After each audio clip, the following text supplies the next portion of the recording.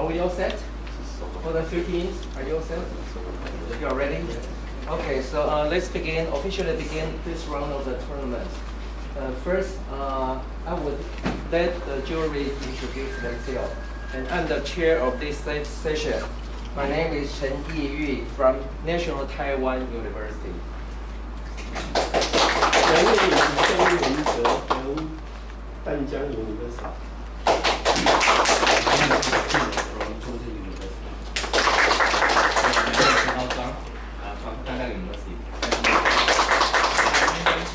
From National Taiwan University. Next, I would like to the reporter team to introduce your team members, and then the opponent, and then the reviewer, please. So, honorable colleagues and participants, we're the team Big Long Hair, and we're glad to join this competition today. And I'm Benjamin Shea, and this is our captain, Harrison Xu, and he is Ryan Tai, and he's Dan Herring, and he's Little Huang. And nice to meet you.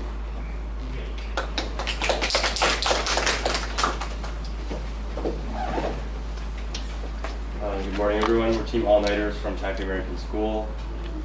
That's Karen right there, Austin, Kelsey, Claire, and my name is Ren. And I'm glad to be discussing physics with you all today. Thank you.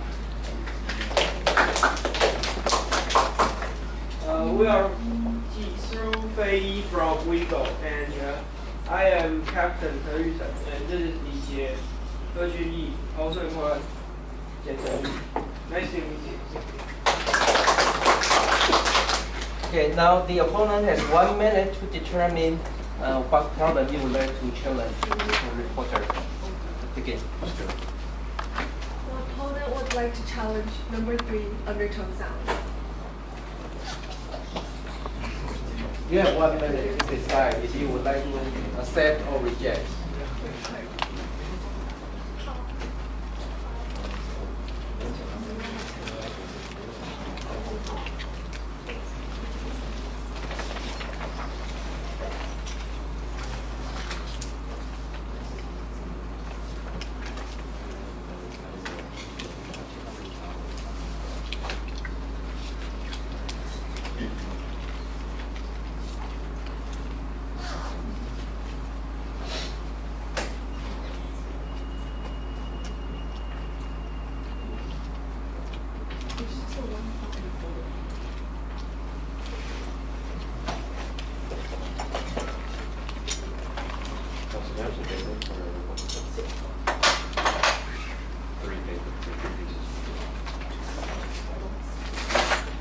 The reporter accepts the challenge. You have accepted the challenge? You have accepted? Okay, now you have 5 minutes to prepare.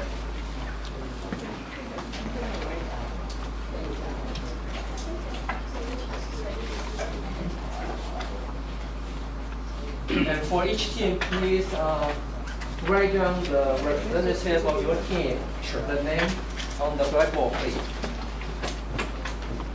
I'll get your name.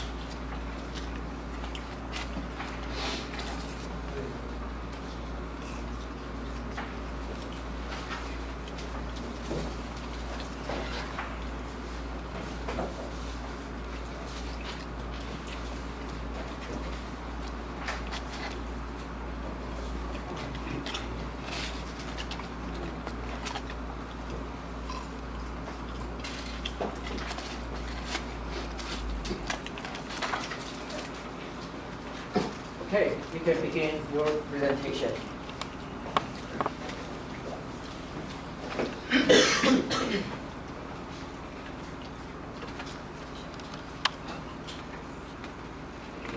Hello, ladies and gentlemen.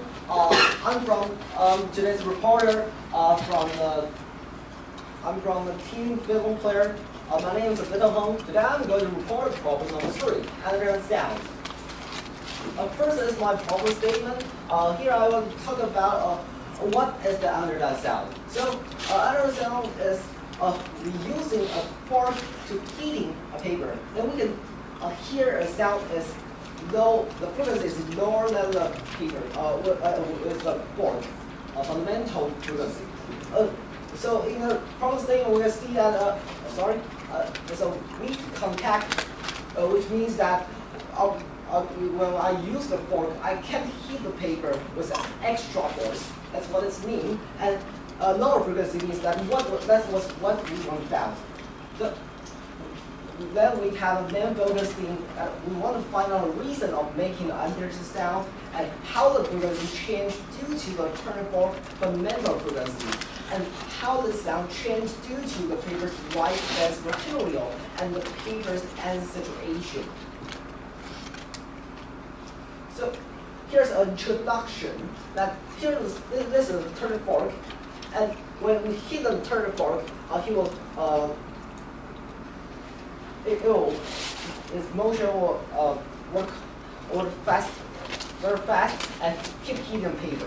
So is this possible to make underground sounds? So first, our idea is when fork hit the paper, the underground sound is a kind of harmonic.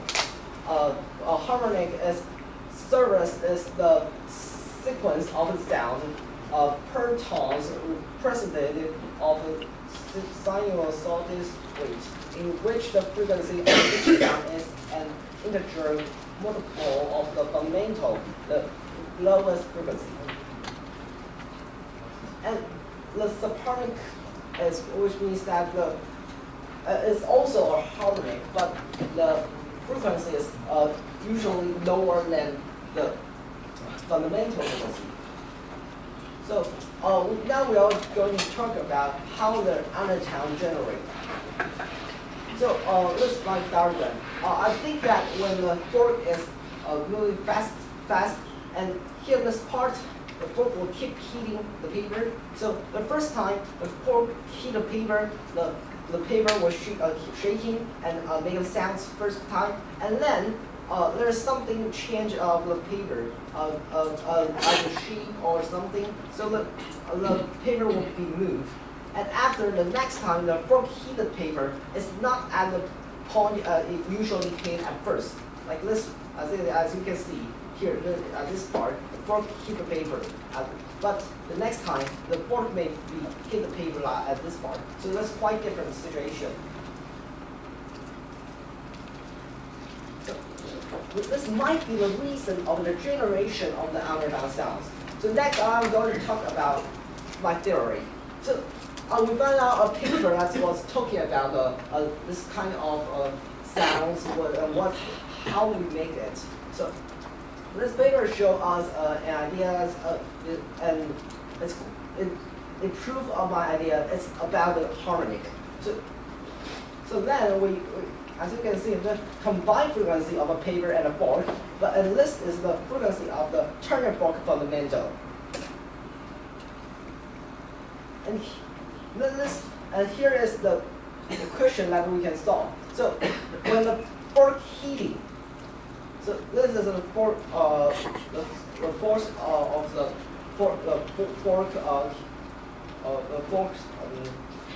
heating on the paper, and here in this part we will going to get a point of which part the fork hit on the paper. So if we solve this equation, then we can know that which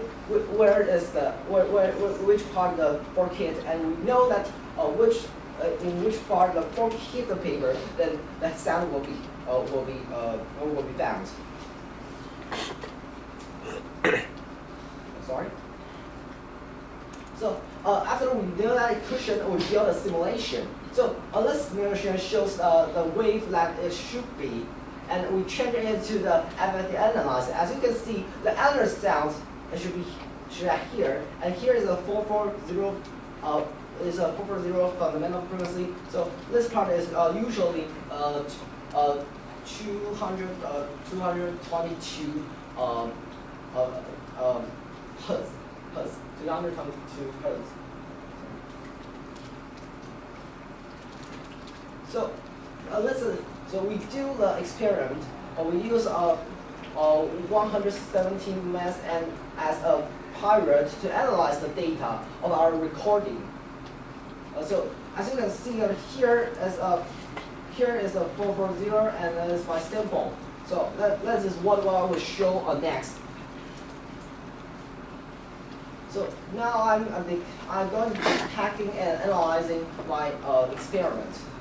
So first I want to talk about what I did the detection. So first I fixed the paper on a chopstick. And then I put the cell phone dust to the paper in order to use an application of Feedbox to record that experiment that we can analyze this. So, and then I knocked the target ball and let it contact to the paper vertically. And at this, I do the analyze of the paper of the sounds, and we get the data, and we will show later. So. Here we shows that data is this means that we will this 5 cm and 20 cm paper. So we show the other times on here is 398 hertz, and the fundamental is here's a wrong thing. Usually the 400 hertz. This part is how we build the experiment. So next part, I'm going to talk about why train the different turn fork and what will happen, and the length and the width of the paper, and fixing one or two ends on the trapeze, and I'll explain it later.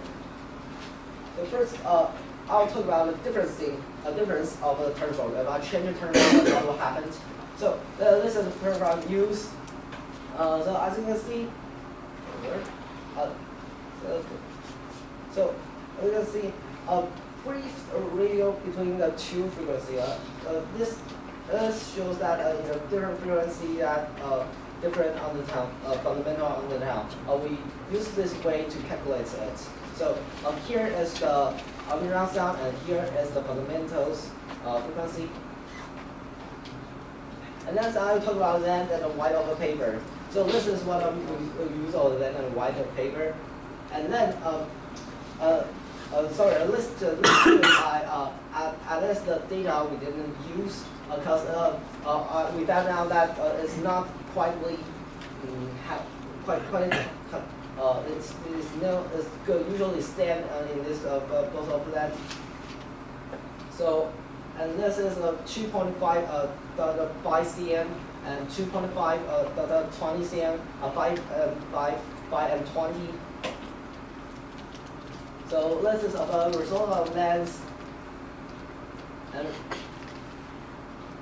we change now we change into the width of the paper. So here's the fundamental frequency. And the last, we change the material of the paper. We change the paper into the plastic.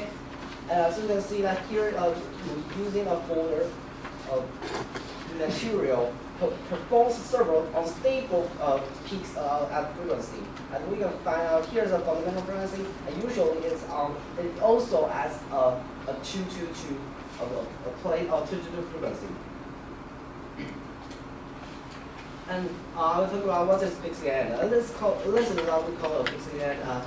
We contacted both of them. There's two fixed end, and this is called a one fixed end. And we also found out there's not a lot of contact with two influences. So above this thing, I'll go to talk about conclusion. So we notice that this is my FFT analysis, my experiment, and we can see that also usually the same at the 222 hits. So we notice that we proved the theory was right. And then we got the first ordinary sound frequency have a radio with a fundamental frequency as a constant. Sorry. And the ordinary sound frequency will not be affected by the length or width. A paper fixed with a 2 ends can generate a stable half frequency, a static wave. So here's my reference. Also, thanks everyone for listening to my report. Okay, now we have 2-minute question and answer period. Thank you, reporter, for the report. Can I ask you how exactly you hit the 24? Oh, so exactly here the turbo is have a lot of waves, have a lot of wave. So the first part, the problem statement talking to we contact and we can see How that. did you hit the? Yeah, I want to explain that how the influence if I change the hit wave, and then everyone and you can know more about Okay, we this. can talk about that later in the discussion. Okay, so I just use it means that I use the fork hit the paper, or how I hit the paper. How you hit the 2? I use it's kind of in a musical okay. musical there's kind of thing I will hit the fork. Okay. Did you keep the tension of the paper constant? Sorry, what the tension is? I know what you mean. So the tension force. Okay. As you can see here, this part. In this part, there's a quite different. In my, we'll have a fixed two ends and one fixed end. So in the one fixed end, we can contact, we can let the tension force was constant. But in the two fixed end, that we can let the tension force be constant. Because the paper was having tension on it. So you can see that. Sorry. On the slide that you say you changed. Yes, it is shown this. Yeah, okay. On the slide that you changed the different length and width of the paper, why did you cross off those? Other than it didn't work. So you means I moved it away. The length and width of the paper, you put X's on some lengths. What do you mean? Then you go down. Go down.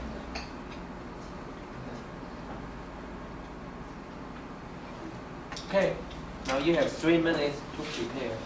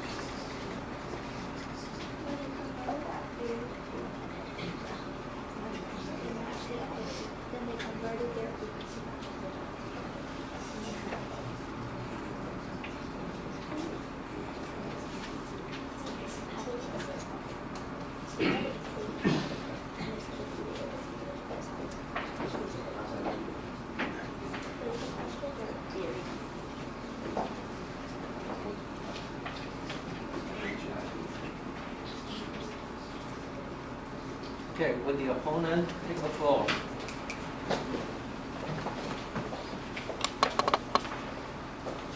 Hello, my name is Karen, and I'm going to be opposing number 3 undertone size. So, to start with the outline of the report, they started with the explanation of the phenomenon, but I don't think it is clear enough, as you didn't say exactly how the phenomenon came to be, other than something changed in the shape of the paper, and something happened with the paper, to quote. And also, you said that you define recontact as no extra force, and how the undertone sound came to be due to harmonic and subharmonic sound. And the paper's frequency, you mentioned something about same as a tuning fork and half a tuning fork, which I didn't really get. Can you explain that later in the discussion? And you got your theory from the paper and you transformed that into an FFT. Okay, let's pause. Do you need to project anything on the screen? Okay, so we are experiencing some technical difficulties. Let's just pause and.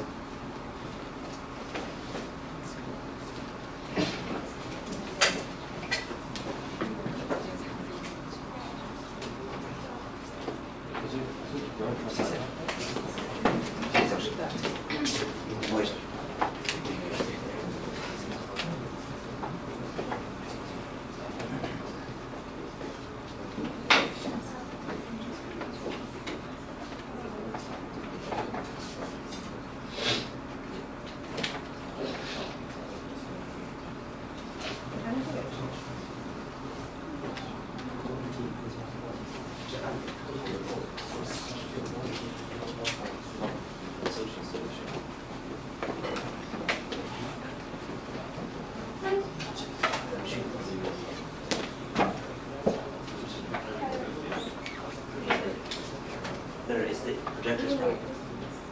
Projector's no signal for anything.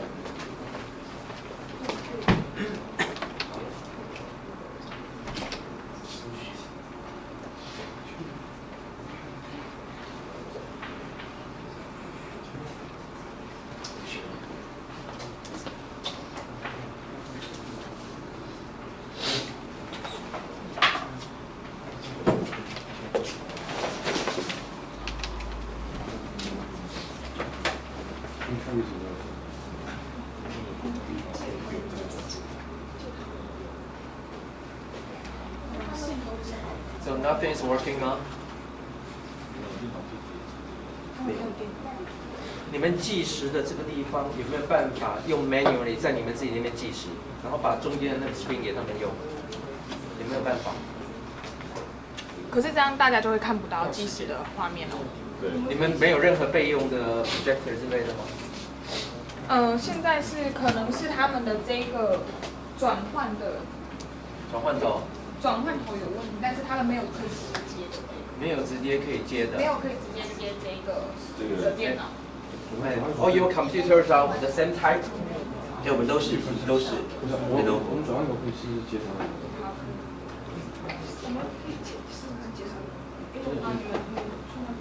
谢谢，不好意思。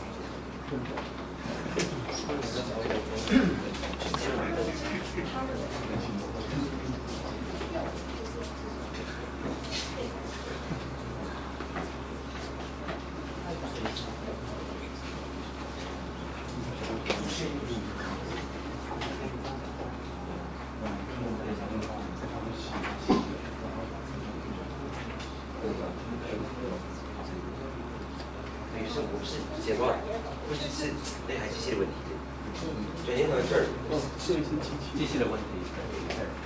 我这边可以。reviewer 可以接。真的哦，所以是就转回接头。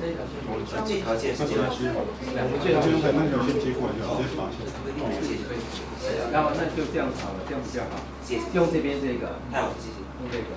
那这样的话，他们那边 reporter 还可以自己用。谢谢。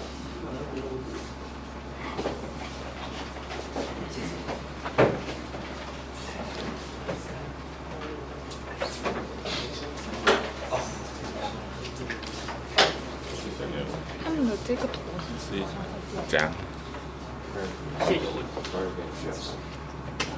意见。哦，下片。我等一下结束的时候，我用我的去查看。等一下再换。 So our say, 这应该是线1、2、3线的问题。你们好了哈，工作人员。好 ，OK。 Okay, let's go. Hello, my name is Karen, and today I will be opposing number 3 undertone sound. So let's start with the problem statement. The problem statement says that allow a tuning fork or another simple operator to vibrate against a sheet of paper with a weak contact between them. The frequency of the resulting sound can have a lower frequency than the tuning fork's fundamental frequency, and we are to investigate this phenomenon. The reporter defined weak contact as having no extra force, and we would like to clarify that later on. Also, they mentioned that the undertone sound is made up of harmonic and subharmonics, and which is a fraction of the fundamental frequency. And the paper's frequency is on page 9. It says that it's same as a tuning fork, and then half of the tuning fork. And I'm not really sure what the recording is. And in the theory part of their presentation, they used the theory from paper, and they performed an FMC transform on it and analyzed it with their data, and it seems to match up. They had a clear setup on the paper based on the chopstick and how they recorded the undertone. So and they also consider different parameters and theory of the experiment. For example, they could consider the original natural frequency of the tuning fork as well as the length and width of the paper. They also had material of the paper considered, and they fixed 2 ends and concluded that both the length and width of the paper and the fixing ends are not relative to this phenomenon. And they concluded that the simulation matches their experimental results, and there's a constant ratio between undertone frequency and fundamental. So some of the reporters' strong points is that they had a clear simulation and had a lot of different data point graphs to show their parameters, and they considered various parameters such as the material of the paper and length and width of the paper, and they controlled the experiments. However, I still want to ask about potential. And also, other parts of a suggestion from the reporter is that maybe they would like to consider the angle they hold the tuning fork at, because in the first picture they hold the tuning fork horizontal, but later on they hold the tuning fork this way. And I want to ask the reporter what they think is the difference between holding it this way and horizontal. Also, you consider the area of the paper, width, length, and width of the paper. Does that mean you're saying that the area of the paper does not matter? And I would like further ask in the discussion how to explain the phenomenon physically instead of using the theory from the paper. Can we just begin the discussion? Okay, let's now begin the discussion.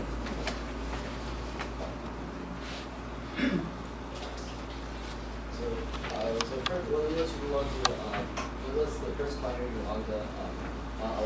want me to explain? Can you explain what's the difference between holding the angle of the tuning fork like this or like this? Because in the first diagram, we showed. I knew that's what we want to say about this. That this is a paper and this is a fork. So if I hit the fork like this, the paper will touch it like this. So there's more point hitting at the fork hitting on the paper. And if I use a fork hit like this, it's only 1 point hit on the paper. So that's quite different. But I think that's not the major point that the problem statement wants us to fix. You know what I mean? Do you think that's a relevant parameter? No, I don't think so. Because you can see maybe I didn't explain the theory very quickly, but you can see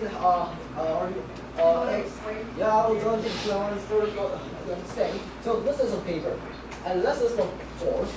So when the fork hits the paper, the paper change like this. So a little bit movement. So this is the sorry. So let me clarify. You think that the phenomenon occurs because the paper changes shape and the fork hit the paper, and the paper has a movement. Yes, I have a movement, and next time we notice that it should be turned back, right? You know what I mean? So it should be turned back. But usually the fork was keep shaking. You know what I mean? It was keep shaking. Then why does the paper shake with it? I don't want to 有点是 fork hit the paper. So that's the fork has the energy input to the paper. So or just say that the force acting on the paper. So paper should have movement. If your paper should have movement. If you notice that no movement was too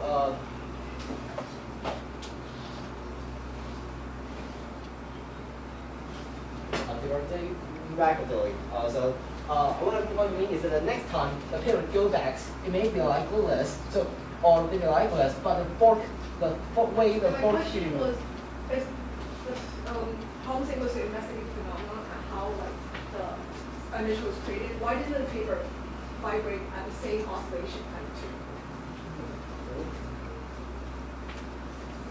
So can you write down that's what you want to say? No, I'm saying that when the fork hits comes into contact with the paper, you say that paper oscillates, right? Yeah. Yeah. What causes the difference in the frequency between the paper oscillating and the two inputs? Oh, so we notice that the fork hit the paper and then paper shaking and hit the air. So there should be a wave like this. The first Do you part. think it is the drag force? No, I'm going to explain that quieter. So the first time it hits, this is the first wave, but it should be like this. The wave should look this way, so like this, and then first up, you know what I mean? And then this, the next part, the paper will come back to a point. But this point, it may not. Do you think it is drag force? What I mean is that it may not hit the fork at the same point. Why might it not? Okay. There's a lot of points that we will show on this question. So Do you want to explain the yeah, equation? I'm going to explain it. Just that then I can explain your so here. And you can see that let's line on the drive first. You also see that you got this from paper. Yeah, so I already showed that where got paper. Did you create your own theory, or did you use all your theories? I use a theory from this paper, but I also think about how I already say that this paper idea was quite the same with our idea. And what is right? My idea is yes, it's like this. Fork hit paper. Sorry. And the fork hit at different points. You know what I mean? So in this paper, it's going to it tells us how we need to get on which point is that the fork hit. You know what I mean? So here those thing explain that which of the point it should be hit. That equation, where do you think the C came from? Oh, the secret. You use you can relate the coefficient of a. So it's damping. So you believe that the phenomenon is explained by damping? Not all. No. You consider three number. And usually there are. The rest x double dot and kx is just a harmonic motion, simple harmonic motion. And you add What I mean? the ms. So The first and can we go back to the equation? Okay. The first and last of the equation is just from simple harmonic motion. And this added another term Cx dot as damping. So are you saying that the existence of the phenomenon is due to damping? I think I'm not quite sure that's what you will mean. What this equation shows is that it's simple harmonic motion with a damping factor. I don't even know what this damping means. I just know what is this number is. If you don't know how I know what I don't know what I'm going to say, but I cannot explain this way. It's too hard for me. So, this part, listen, this is just mass, and this part is a force, and here there's a force. And so you're saying that you cannot explain what damping means. no, I can't explain from your way. I can explain from my way. Explain from your way why there's damping. No, not just one part. You can see here's another X. Let's propose two different. This is two different. I can't just look about whatever. This phenomenon was about the paper. So it's from the paper, but you don't understand what No. I'm not using the paper here. The point of paper right here. What you're saying is that there's no. And if you consider damping right now, don't look at the equation. How do you think the damping will affect the sound? Can you explain what damping? Damping is where, okay, when the tuning fork vibrates, there's like a pushing the air molecules, right? Yeah. And there's a drag force on the paper. And then, so the paper will exert an equal and opposite force on the air molecule to conserve the momentum, which damps the oscillation. Can you explain it more simple? That was too much word. I can get it. Like I couldn't get your Drag point. force on the paper will exert a damping force that slows down, which basically slows down the oscillations of the sound waves, so you hear different frequencies. You still do explain your points. So I think that we should done the what was it first? So the here's the way what the x0 was. You know what I mean? So the first place the paper haven't moved, and this is a pleasure of movement. We put that as maybe it is an x. Okay, no, this is not what means. Yeah, this is x. So here under the row is a Yeah, that was high. not what I was trying to say. What I was asking is, No, I'm going to explain that. So together, you know what I mean. So if I can't explain it together, this explain it together. then here's two different numbers. So if I just it's also usually it was about paper material. I can control it. So you can't control damping. What I mean is I can change it from paper. You know what I mean? We're not changing the paper. Damping does not change the paper. I know what I mean. I'm not talking about the damping. What do you think about? So if the x is higher than 0, this f sign will be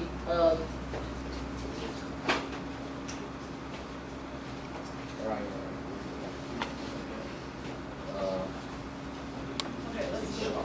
How do you think the tension in the paper will affect? oh, I just show on here. Okay, go to your experimental setup. Go to your experimental setup. Experiment is that which part?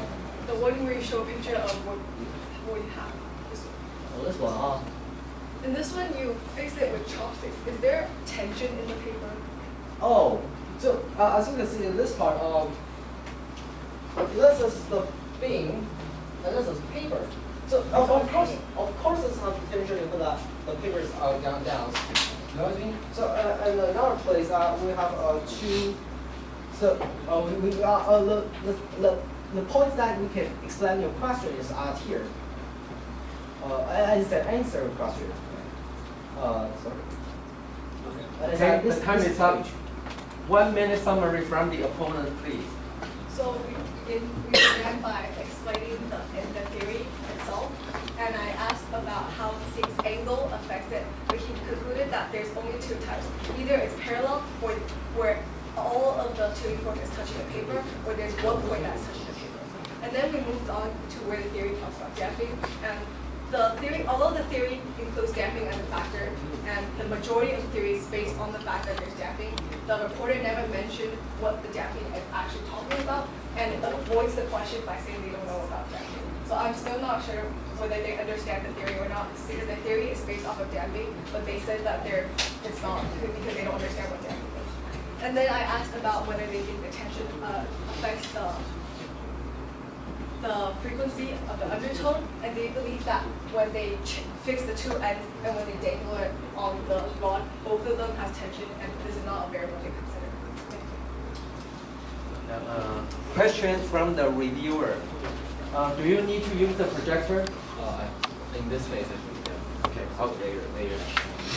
Okay, please. So first question for both sides. Where do you think the undertone comes from? The fork or the paper? I think Can you speak on I think I can. Okay. So where do you think the undertone comes from? The paper or the tuning? Paper. Okay. Exactly paper. I think it comes from the paper. Okay. And so you think that the angle of the 24 didn't influence much, right? Yes. Okay. And what do you think? I think the angle changes the effective area of the sound waves because I believe the phenomenon is due to damping and the drag force of the air on the paper. So the angle should change the area of atomic. So how will the area affect If it's completely vertical, it should have the greatest effect. The damping should have the greatest effect, so the undertone will be the most clear.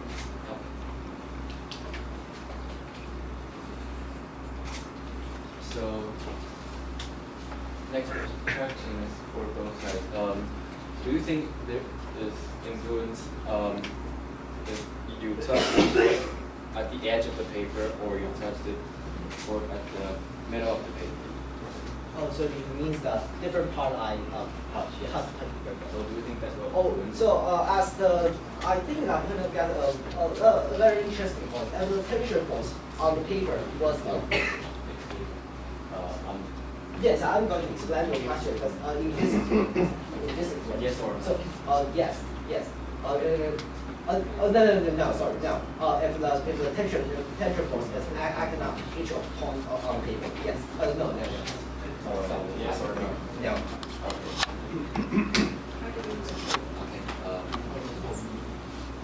So how will it? So I think that if you contact it on the edge of the paper, this part of the paper is not blocking what I believe is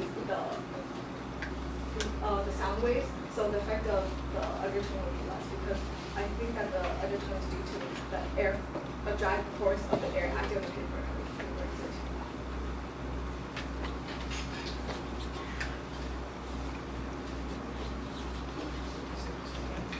So what do you think is the thickness? How will thickness of the paper affect this? So thickness. How thick the paper? How will the thickness of the paper affect this? Oh, thickness. Yeah. So show on my question. So it means that the material we treat means that we treat the material of the paper. So I means that if I treat the material of the paper, that's number will change. The time is up. 2 minutes preparation for the reviewer.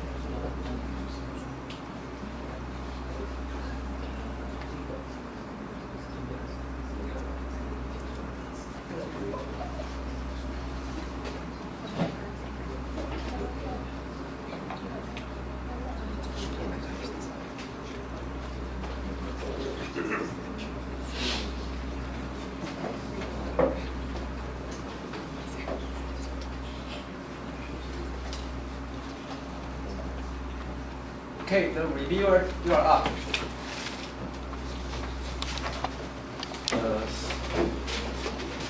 So hello everyone, I'm the reporter. So this is the problem statement, and the word thing, these two are the important points. So this is the outline of the report. So first the introduction and the theory. They talk about harmonic series and self-harmonic, and then they explain their equation which they got from the paper. And their experiment, they use fast Fourier transform to observe, and discussion about different tuning fork, different length of and width and fixed end. So I'm going to talk about the pros and cons. The pros are they have clear diagrams, they have enough parameters, they have clear setup, they have clear simulation. But there are also some cons, like they have no clear explanation of theory. They have no explanation of the experiment result until the conclusion, and no error bar. Here are some pros of the opponents. So they have clear discussion, they talk about many good points. And so here are some points. So the opponent asked them to explain different angle which the tuning fork touched against the paper. But the reporter think that it is not a relevant parameter, but we think it is. So we're with the opponent. And next, the opponent said, is the paper vibrating in a oscillation with the tuning fork and why? And the reporter says, no, but they didn't explain why. And our point of view is that undertone sound isn't generated when the paper is vibrating in this condition. Okay. During most of the discussion, the reporter is answering some irrelevant things. So I think they are dodging the questions. So during our question time, we asked these questions, which we think can also be discussed. So thank you. The reporter, you have 2 minutes to conclude. So, I'm going to talk about that's what the opponent's question and reveal the points. So first, reveal says that I don't have the error bar, but in this, I'm not sure what part you mean. It really means that in this part or on the others, because the others was the FFT analysis. We don't need to have an error bar on the FFT analysis. I can understand it.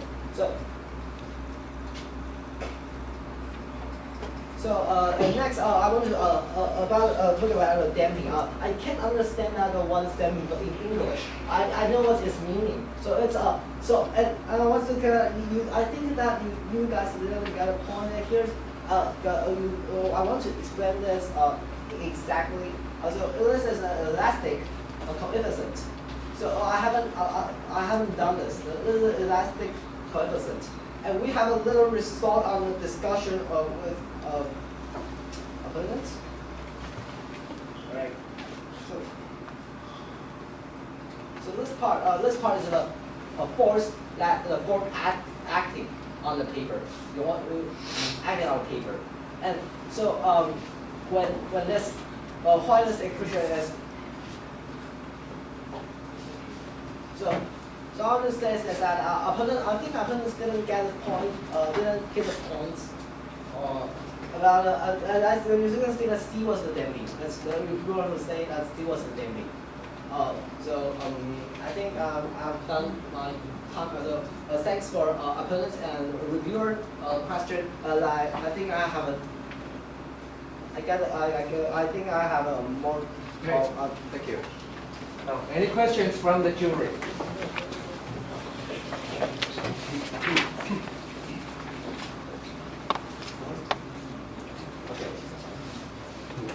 One of the keywords in this experiment is weak contact. How do you bend the paper like that to hold? I think as you can see, here is about the force. So which means I think that weak contact means that we cannot have an extra force to acting on the paper. Which means that if I have hold a fork and I hit the paper with a large force, that's called that's what I call an extra force. So maybe make it like this. This is a fork, and I hit it. So this won't make the under itself. I think that's what means the oblique force. It means that I need to touch it like this. So I can't extra to hit it. That's what I think it's some of the things. Thanks, George's problem. Okay, any? For the reviewer, you asked also them about where the undertone sound comes from. Yeah. And they answer the paper. What is your answer? Yeah, also okay. And I would like to ask you if you hit a fork and then move it to contact another the same fork, another of the same kind, will there be undertone sound?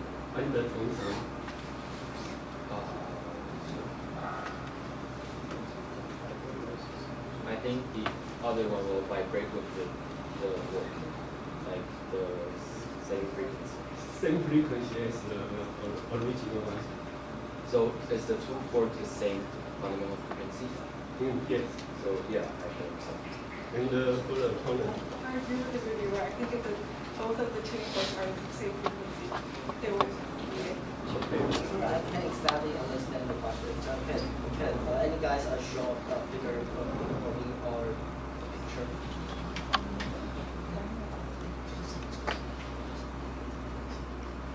Oh, so you mean that use the two forks hitting Hitting one of them. or hitting one paper? Well, I think that we might do something changing in the execution. Because Short answer. So what it means? Will there be undertone sound? So I think maybe the force will comes to double. So sorry, the frequency comes to double. Maybe. Okay. Okay. Fine. Any other question? Okay, yeah, go ahead. I want to ask you a question for this program. Okay. So, according to the questions, you compare the change between the frequency, changing the frequency between the fork and the paper, and explain why you can see the lower frequency of the paper. So you want me? So that what I would say is that I fixed this equation to get which points that the fork hit the paper. So if I fix this point, if I fix this equation, what it means that I can get which part it is, and after some simple calculation, we can know the frequency each times. So then we can explain the question again. First, can you explain the difference of frequency between the fork and the paper? Because you measure the frequency. There is a different. There is a fork and paper. paper. You measure the frequency, ultrasound frequency from paper, right? And also you already single the frequency from the fork. Yeah. So I think if I fix that equation, fix that equation, then we can know. We can get a FFA analysis. So I show this page.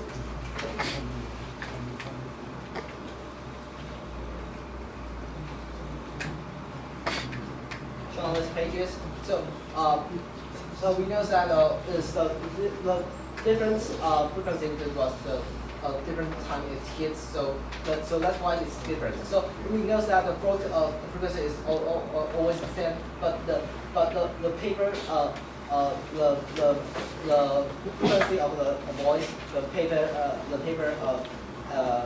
make was because the paper hit the air and. So, because the fork hit the paper at that time at the different times, and the first time, the two times the time was different. So. Understand. Yeah, I get it. Okay. Any other question from the jury? No? Okay, thank you. Now let's begin the marking.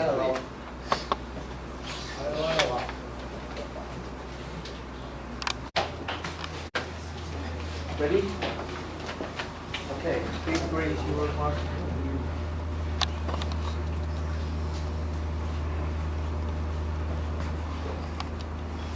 Okay.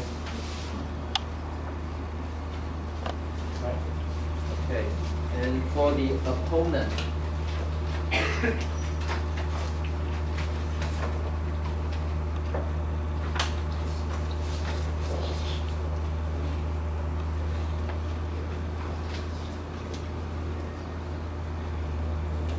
Okay. All right. Next for the reviewer, please.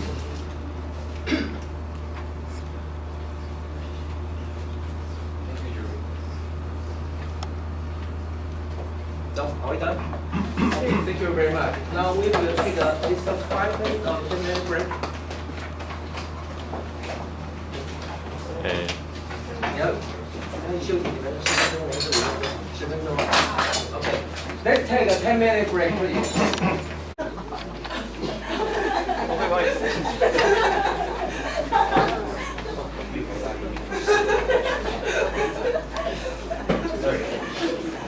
Okay, let's begin.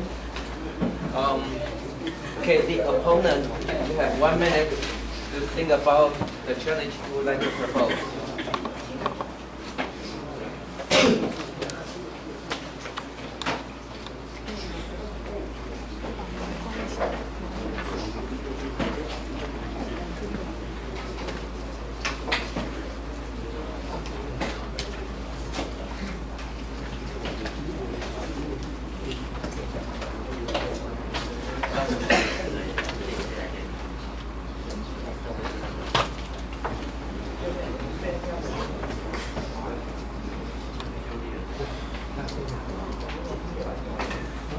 那边黑板是对的，好不好？黑板擦掉。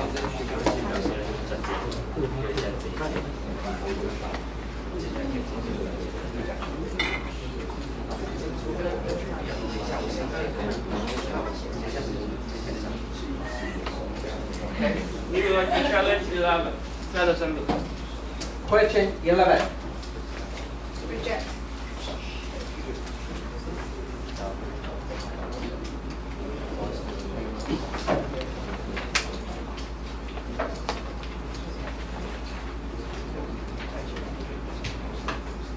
Then number 17. Proceed.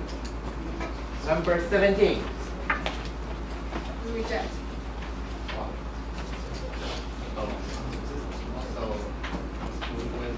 Yeah, no problem. You have 1 minute to determine. So that's fine. Think about it.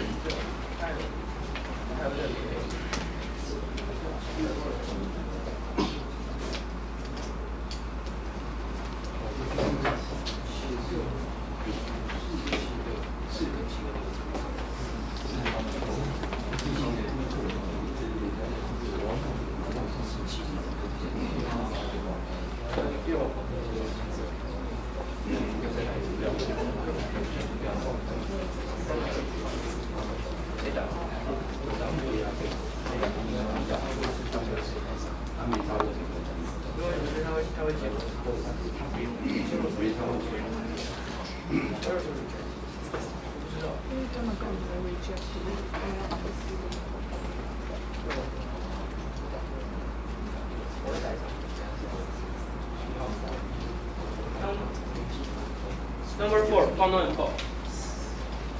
Number 4. So it's You have 1 minute. Yeah, you have 1 minute to think about it.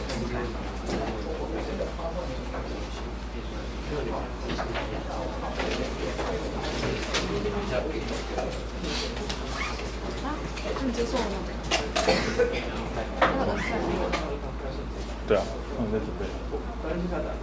没有，不是，他们现在要想是不是接不接受，要1分钟的时间。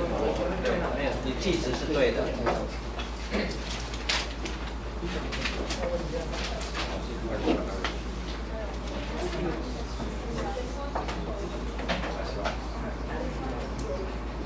We'll set the count. Okay, so it would be number 4, funnel and ball. Yeah, 5 minutes to prepare.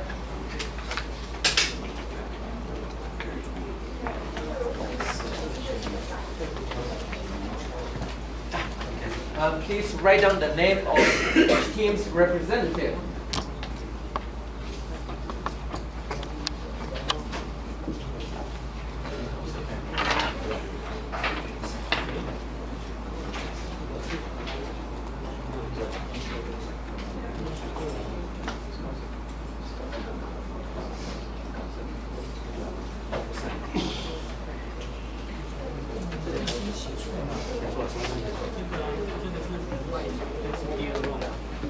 对 ，OK， 这块儿，对对对。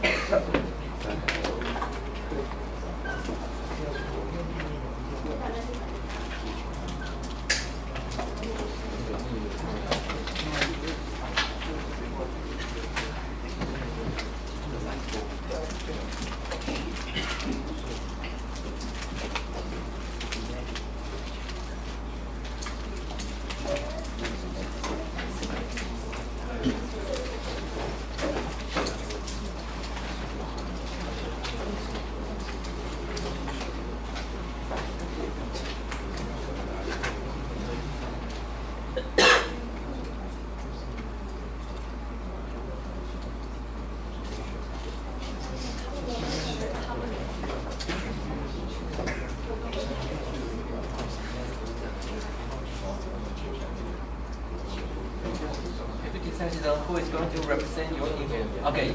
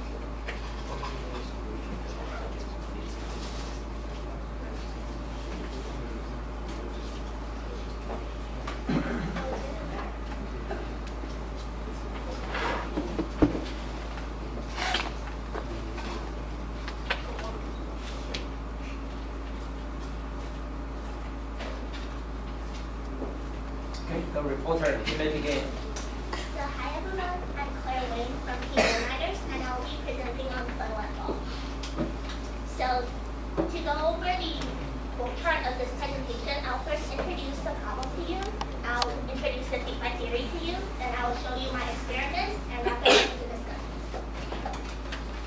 So here's the problem statement, and on the right is a video of us doing it.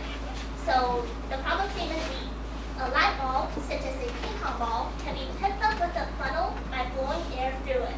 Explain the phenomenon and investigate the relevant parameters.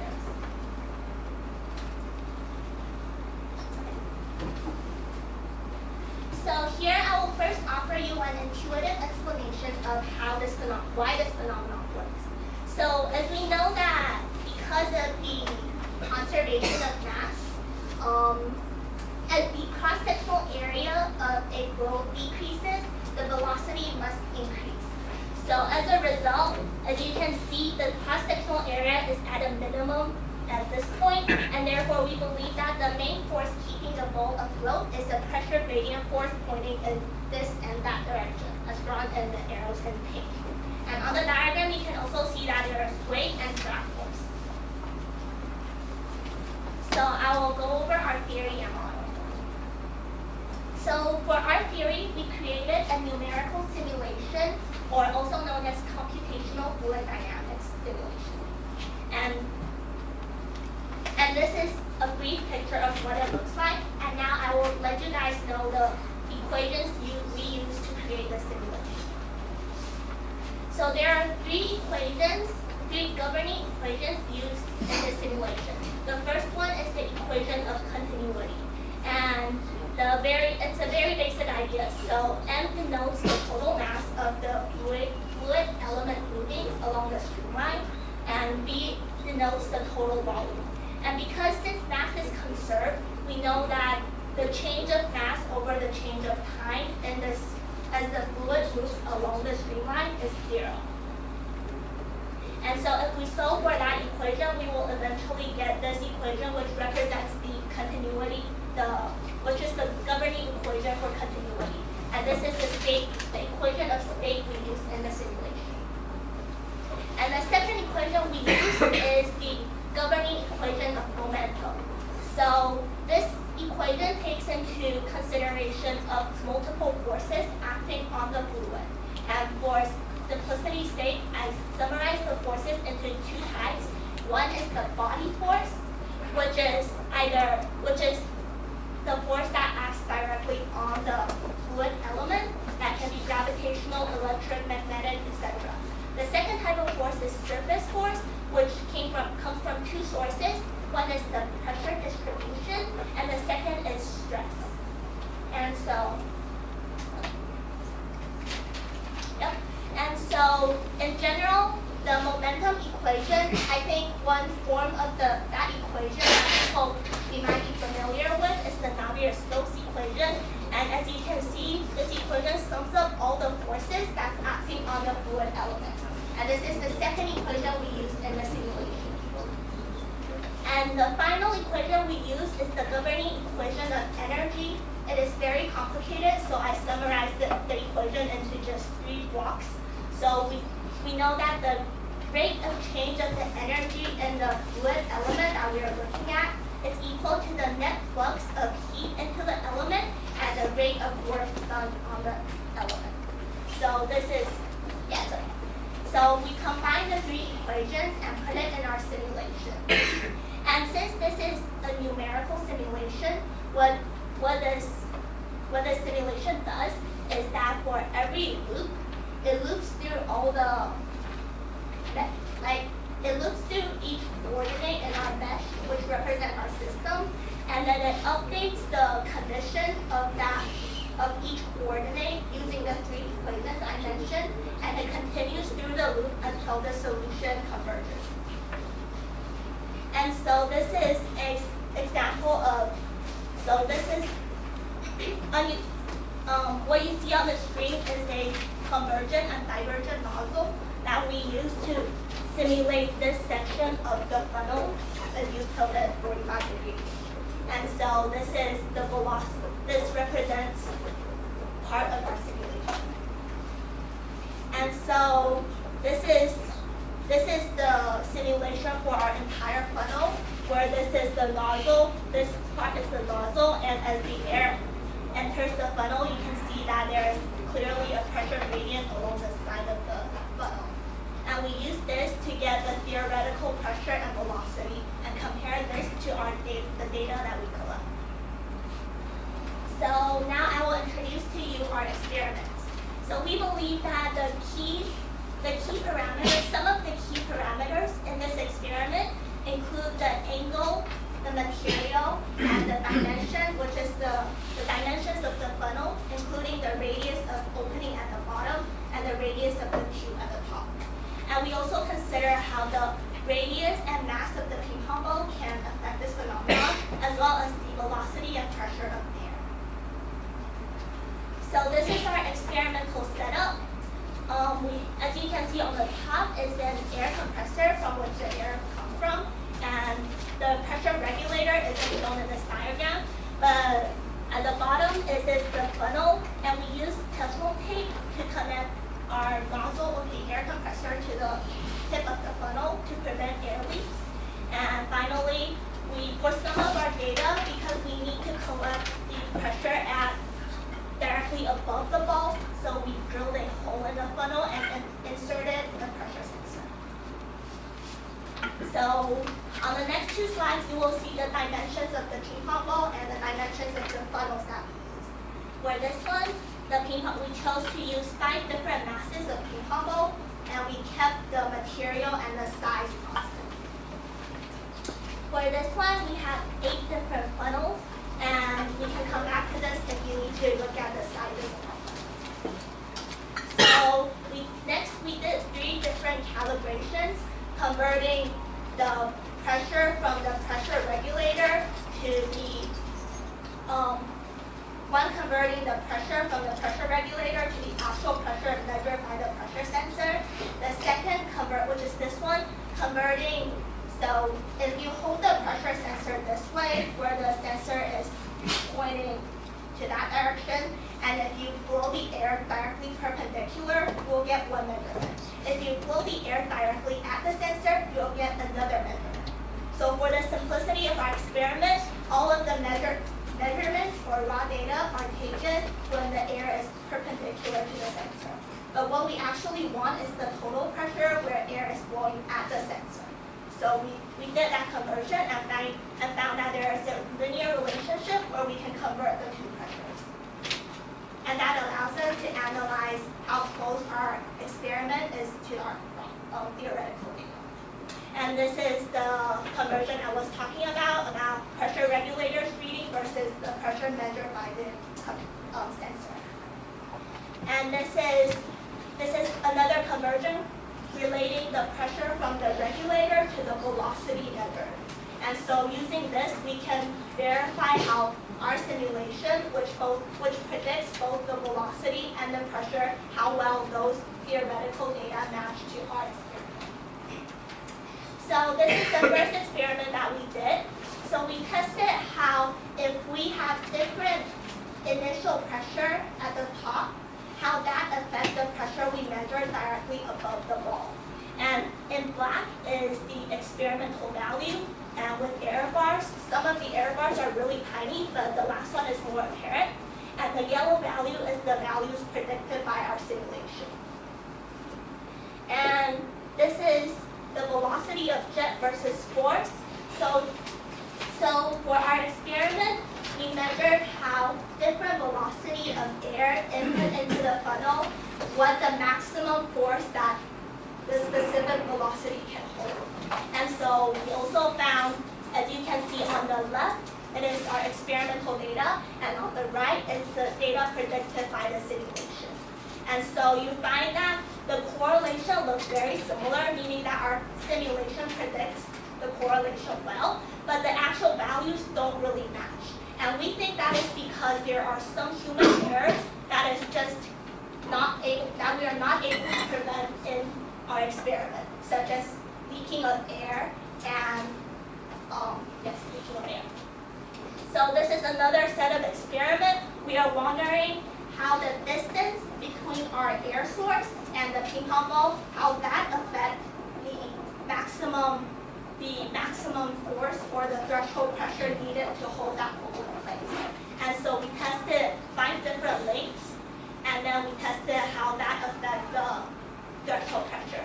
And we do see another positive correlation, which makes physical sense, and I can get into that later. And so the next two experiments, we tested how the angle of funnel and the material of funnel affect the threshold pressure, and we see no apparent correlation. So to sum it up, we found that the heavier the ping pong ball, the harder it is for the phenomenon to happen, aka you need more threshold pressure in order to hold the ball in place. And the same goes for the length of the tube and the length of the tube. And in terms of the angle of the funnel and the material of funnel, while keeping everything else constant, we found that there is no significant correlation to the phenomenon. And so in terms of our future work, we believe that we could improve upon our experiment by, again, minimizing air leakage, which if we are able to do that, we can actually match up our theory to our data in real time. And we can also test how the initial distance between the funnel and the ball affect the phenomenon. And so in terms of our theory and model, one thing that our model can improve on is the definition of convergence, which we can discuss later. And we can also consider Bernoulli in its compressible form. Thank you. Okay. Questions from the opponent? Do you think that the air is incompressible or it is compressible? We think that it is compressible, sorry. And in our simulation, we did consider its compressibility. But do you calculate the Mach number? The Mach number? Yeah. Can you go to the supplement slide one? This one. Yes, in fact, our simulation is also able to predict the Mach number at each point in the funnel, but we decided that this is like, it also comes with the simulation, but I did not show it because of the time constraint. Did you consider the temperature of differences in every area? We assume that the temperature is held constant because this phenomenon occurs over a really short period of time. Okay. We were able to get an experiment done. Can you conclude optimal funnel in your experiment? Yes. So we are saying that the less the length of the less the distance between the air nozzle and the ball, the easier it is for the phenomenon. I mean the size in your sorry, what do you mean? the value of your length and your cross sections and the size of funnel. Can you get an optimal one in your whole experiment? We tested each parameter separately. Okay. So we tested what is the optimal length, what is the optimal angle, So what you is the can get optimal. a completely optimal funnel and the tube, right? That is our goal, yes. Okay. Can I ask about the velocity of air? Definitely. Are you looking for the model? Okay, the time is up. 3 minutes preparation time for the opponent.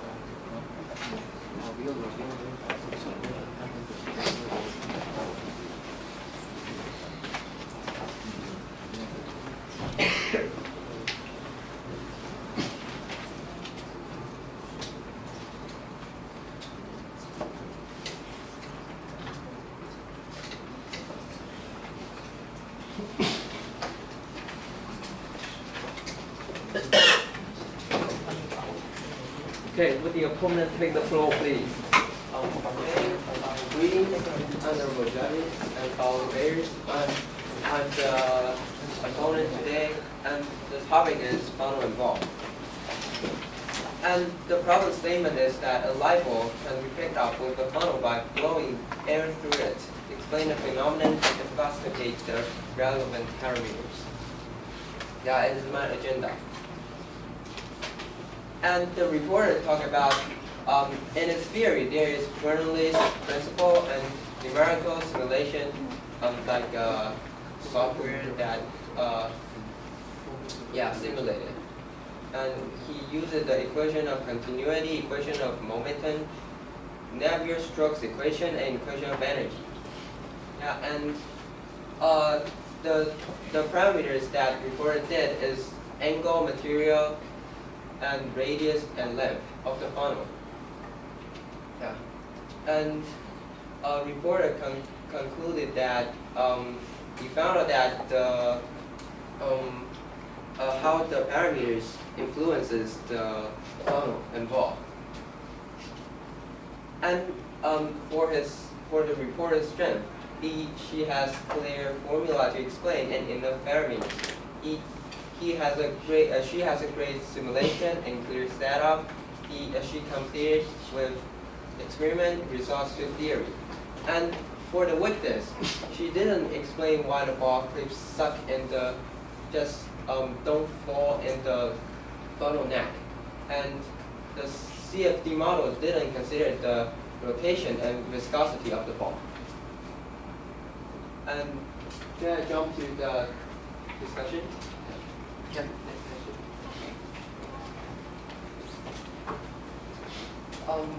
Can I ask you, what is the value of your Mach number? What is the value? Yes, can you please go to the slide at the end of the presentation?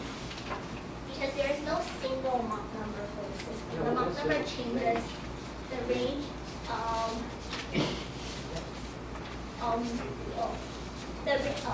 The range is from incompressible to subsonic. So you can, but what is your most of the part that is your Mach number? It lies in what area? It lies mostly between.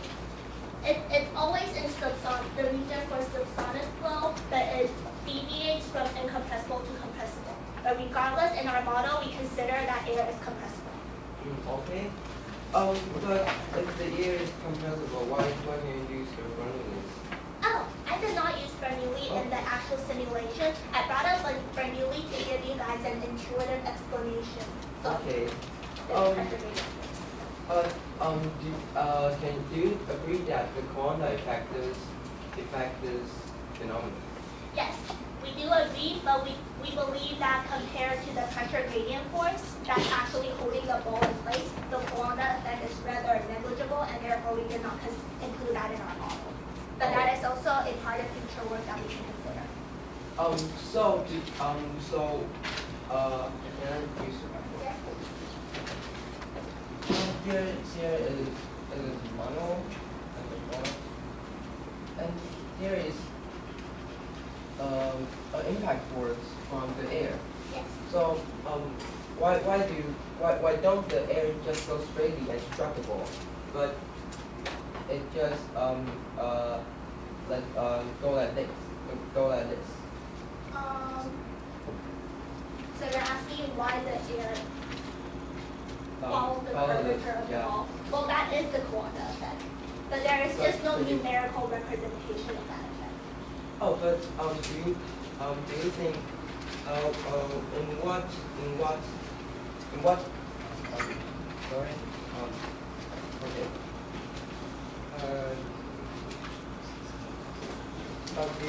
do you think the ball rotates or it is just like vibrate up and down? That is actually why. So you notice how in our experiment we measure the threshold pressure, meaning that when we turn the pressure to the maximum, we notice that the ball not only rotates but it bumps against the wall. But when we only measure the threshold pressure, we notice that we are able to, in most cases, get the ball floating still in the air. So it won't rotate in most cases. We believe that if the ball rotates, it's because when we do the experiment, it's not at the dead center of the system. So there is more air on each one of the sides of the ball, which causes a net float on the ball. Can you explain in what parameter will the ball stay still in just one float? We believe that if the ball is placed at the very, very center of the system, like the dead center, then the ball will be able to In what rotate. condition? Just what value of parameter? Did you observe this in your experiment? Yes. And the parameters of your just this observation. The parameters.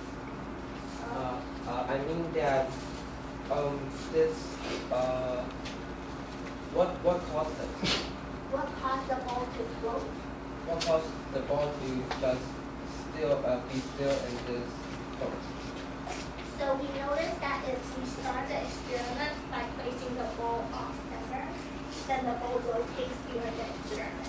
But on few occasions, we are able to get the ball completely centered at the very center of the funnel. And in that case, and when we change this to the threshold pressure, the ball does not rotate. Okay, can you explain why in the page 26? 26, yes. And 27? Yes. Why is there so many difference in the value of your prediction and reality? So as I've said, we believe that the simulation predicts the trend very well, but that is given that there is absolutely no leakage of air. And it's like the most ideal condition, no temperature change, So no we can leakage. only see the tendency in the prediction, right? Yes, we believe that we need to fix the errors and optimize our experiment in order for the real-time data to match. Is there a limitation for the CFT model to simulate this phenomenon? Is there a limitation? Yes. If the experiment goes on for too long that there is an apparent change in temperature, then our assumption that the temperature remains constant will no longer Is be. the viscosity matters? It is included. It is included in the Navier-Stokes equation. If you notice, there's a term for viscous force. Okay. In what direction do you think that the air will go off the gravity and it will go like this, or this one? We believe that it will go this way. Why? Because, well, this is like an extension of the ball that it will follow the curvature of the ball. So it will tend to tilt this way, and then when we try to measure the pressure down here, it is close to zero. So we assume that this is the movement of air below this region is negligible. And you believe that there will be a turbulent flow here, right? Yes. So how will it affect the movement of the ball? We believe that the effect of that, the flow underneath is negligible because when we set zero, our pressure sensor at atmosphere. And when we try to measure the pressure down here, it's close to zero. It's close to zero, but the ball will go from the high pressure to the low pressure. The ball? So the ball. So Yes. the ball will go from high pressure to low pressure, but we said the pressure here is zero. So it will just go down. Zero as in like everything here is atmosphere. Zero means atmosphere. Okay. Yes.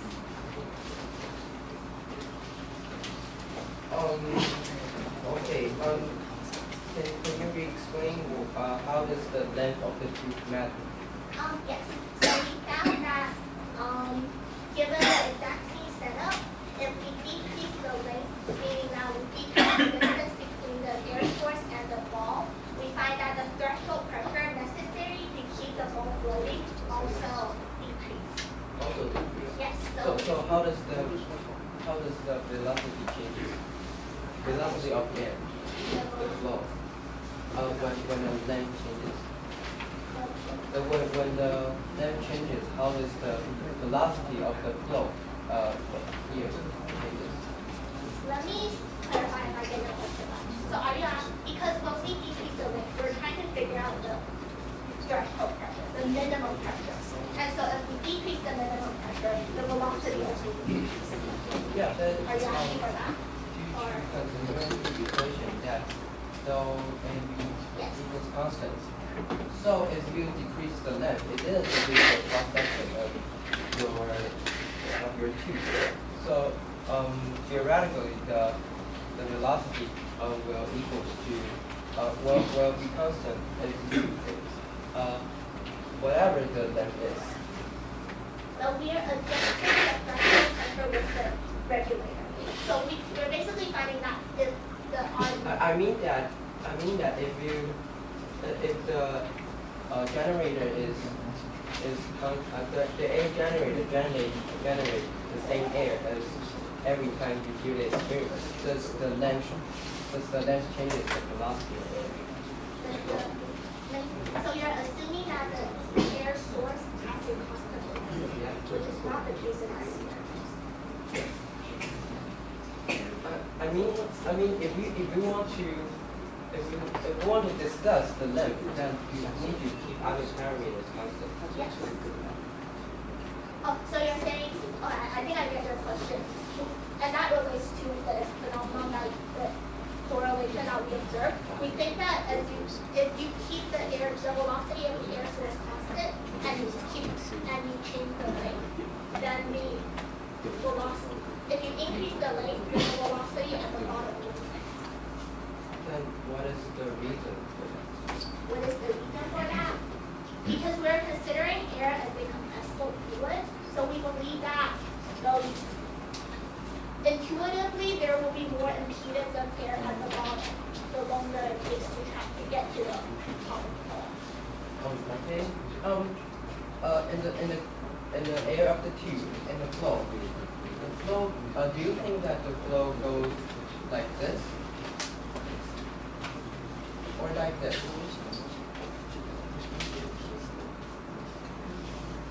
We believe that our simulation matches the first result because we assume that the boundary condition for all the walls are like there's no slip for all the boundary conditions for the wall. So it will look more like this. So you consider the viscosity of the flow at the wall, right? The viscosity. Yes. Okay.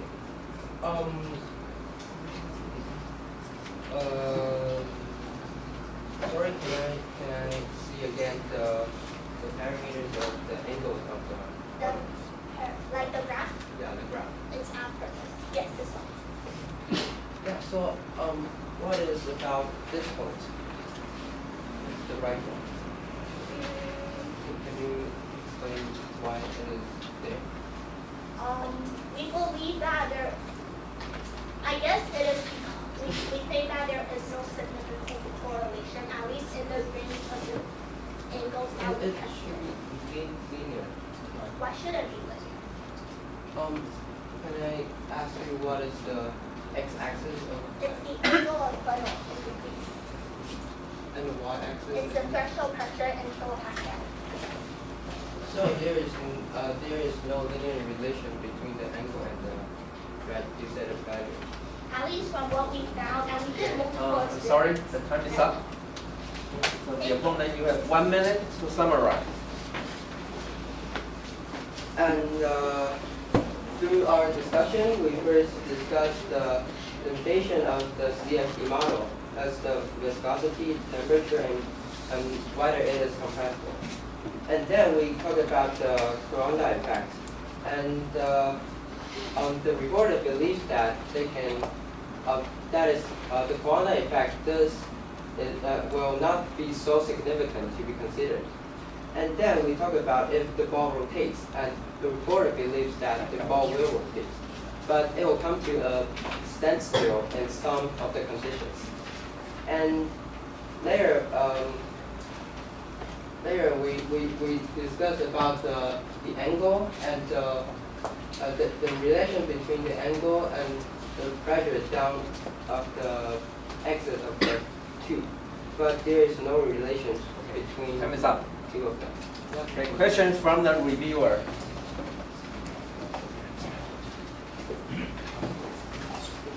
Hello everyone. Thanks, first of all, just thanks the reporter and the opponent. So first of all, I would like to ask the reporter, right, please, can you please switch to page 6?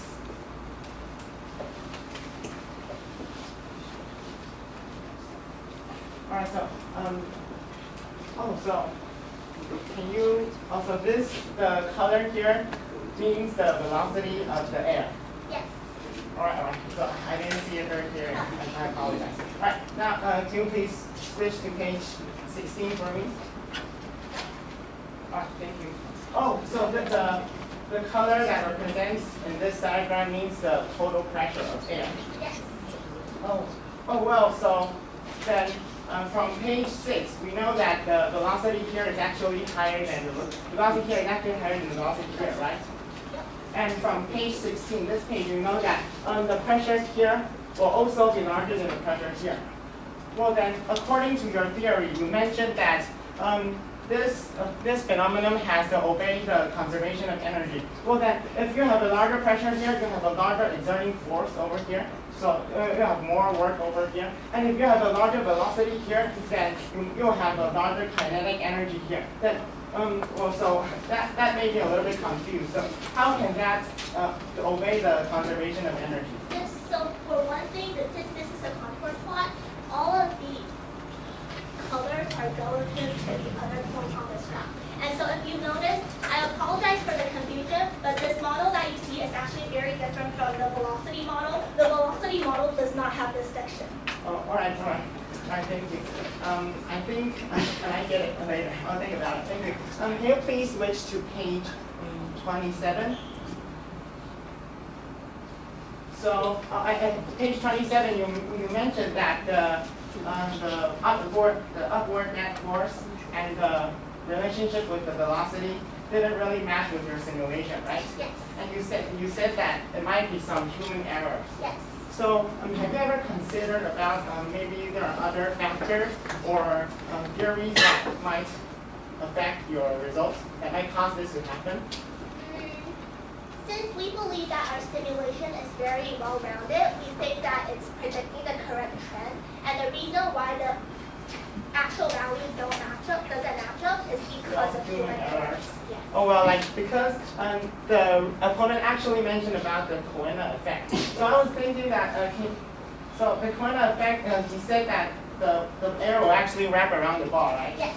So the ball will exert a force to the air that actually goes this direction. The downward time is direction. up. Right. So you have 2 minutes to prepare. I'm thinking.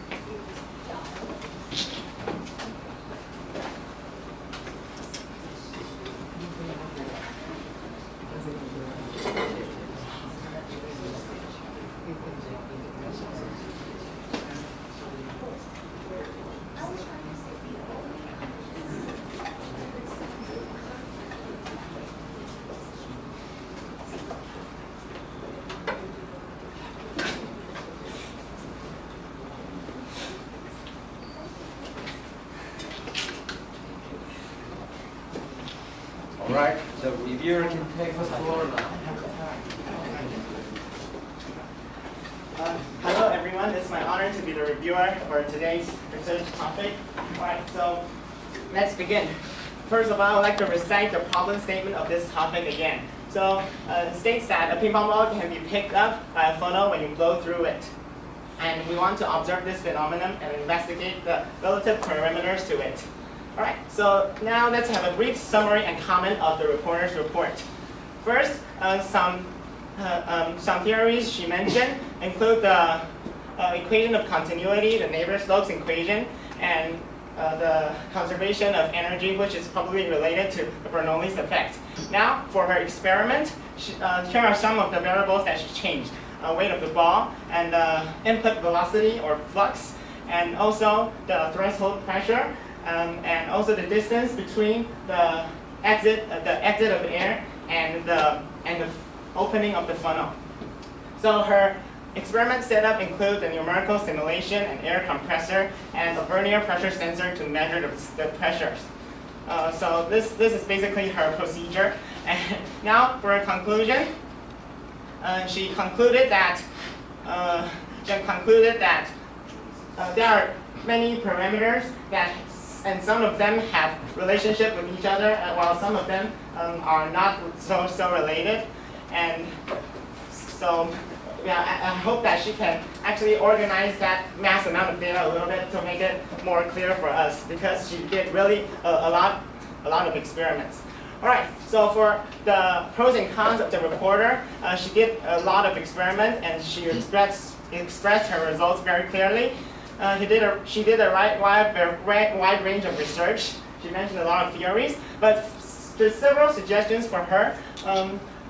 Because she only mentioned the simulation, and I think that she maybe had to connect the simulation and the actual experiment a little bit more to make her results more persuasive. And yeah, mass amount of data should be organized more. Yeah. All right. Now for the summary of the opponent, some the pros and cons for him. So he included extra theories, so that's good. He had alright, basic understanding for this topic. Well, some suggestions is that maybe he should focus on the reporter's report a little bit, instead of just focusing on own self-concepts, right? So for the summary of discussion. First of all, the opponent raised the question, what is Mach number and will the temperature affect? All right, so the Mach number is just, the reporter answered that it's about whether the air is compressible or not. It's a scale. And will the temperature affect? The reporter said yes, but she controlled the situation very well during the experiment. And now the second question the opponent raised was that will the ball rotate? And the reporter said that it won't rotate because the air wasn't blown directly in the middle. It won't. Yeah. So it actually passes through the funnel and ball. Yeah, the ball. And so I think that I agree with the reporter because there's no additional torque added to the ping pong ball, so it won't rotate. And now for temperature effect of viscosity, the reporter neglected it. She said that she controlled all of them. So and I agree with her. For some of my self-questions, I hope that the reporter can clarify the actual force that's pulling the ball up a little bit, because I can't get a very clear explanation for every of her results. The actual force that's getting the ball up. Okay, thank you. Yeah, right, so thank you. That's the end of my review. 4 minutes of concluding remark.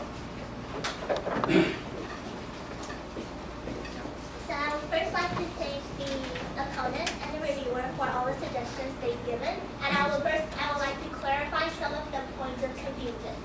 So regarding a point brought up in the reviewer's summary about why the ball doesn't rotate, I just want to make it clear that there is the only condition that will allow the ball to remain still in the air is that ideal condition where the air is blown direct, where the entire system is symmetrical, including the air and the position of the ball. And second of all, I agree with the reviewer that we need to make more connection between our simulation and our actual data. And we think the reason why we were not able to do that at this point is because our experimental data is very prone to human errors, such as leaking of air, and therefore if we can fix that and minimize that, then we will be able to actually fit the real-time data. And another clarification on the point that the opponent brought up regarding the Coanda effect, of course we consider it in our model, and without the Coanda effect, the ball will just, after the air hit the ball, the air will continue to go straight down and the ball will just fall. And so we did, of course, consider the effect in order for the phenomenon to make sense of itself, but there is, at least in our knowledge, no numerical representation of this effect, and therefore it is not seen in our model. And so that wraps up my conclusion, and thank you for listening. Any questions from the jury?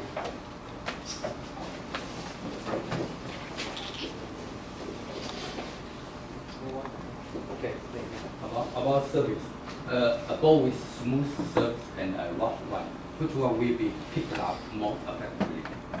Which one will be picked up more effectively? When you go to the coefficient.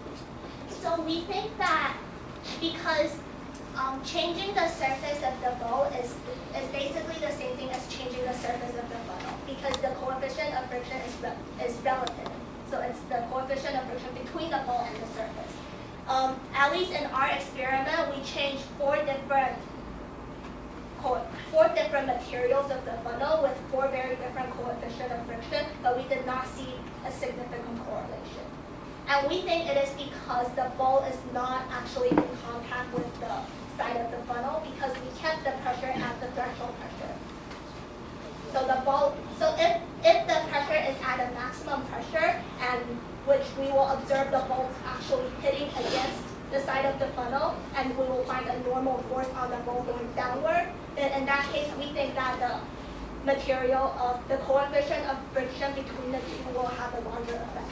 But in our experiment, we intentionally controlled it, so there is no significant correlation. In my opinion, well, I think that if we consider the coefficient of frequency between the ball and the air, that's really minor. But if we put that into consideration, I think that the rubber ball will have a larger upward net force because of the velocity difference at the top and the bottom. Because when the velocity at the top is larger, and when it receives friction from the ball, and also because the equation of continuity, because the huge increase of area, so it drops to a very, very low value of the velocity.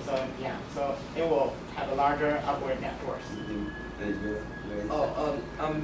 In my opinion, if the ball is rough, then there will be more energy lost when the flow goes through the surface, and there will be some turbulent flow down the ball. Any other question?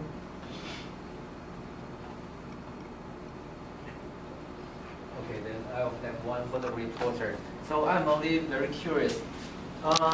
Did you develop the CFD code yourself, or did you borrow it from somewhere? I developed it myself. I created the mesh myself, Okay. and I wrote, and the equation is inputted by the simulation itself.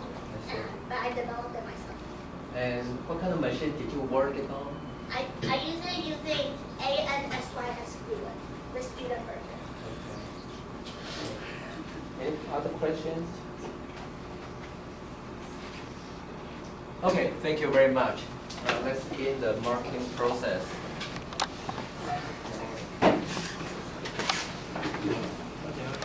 Reporter.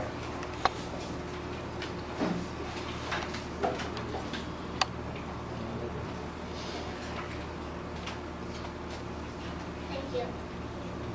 Okay. And now for the opponent.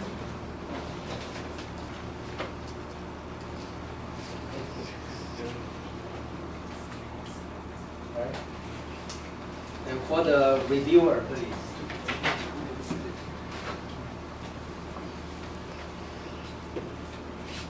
Thank you. All right, thank you. Okay.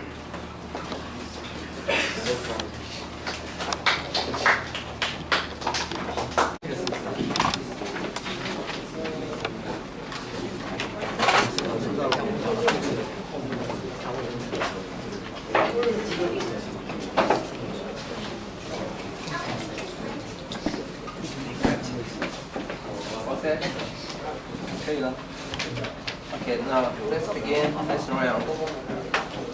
The opponent has 1 minute to think about it.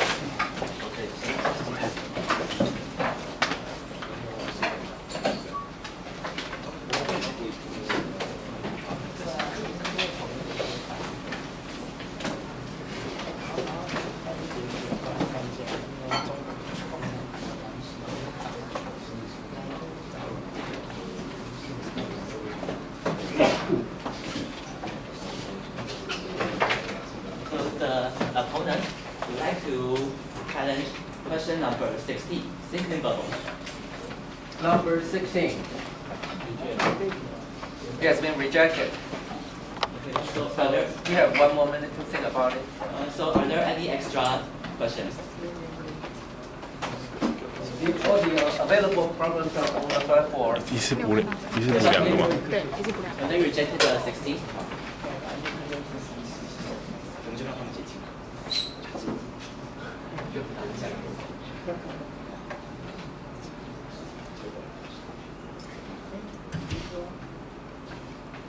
Oh, they immediately say that. Sorry. Now you can think about it. Okay.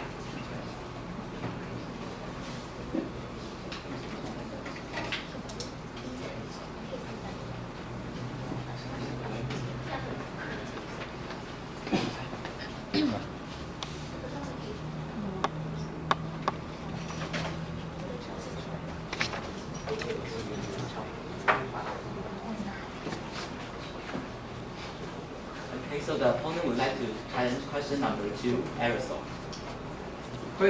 Problem number 2.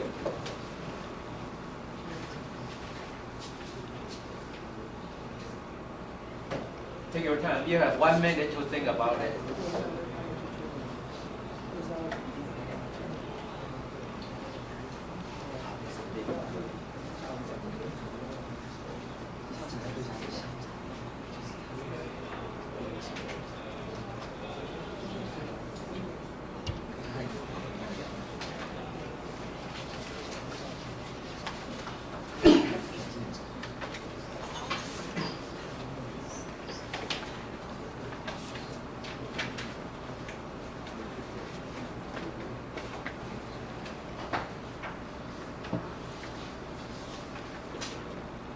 We would like to reject. Okay, please reject it again. Let's repeat the process.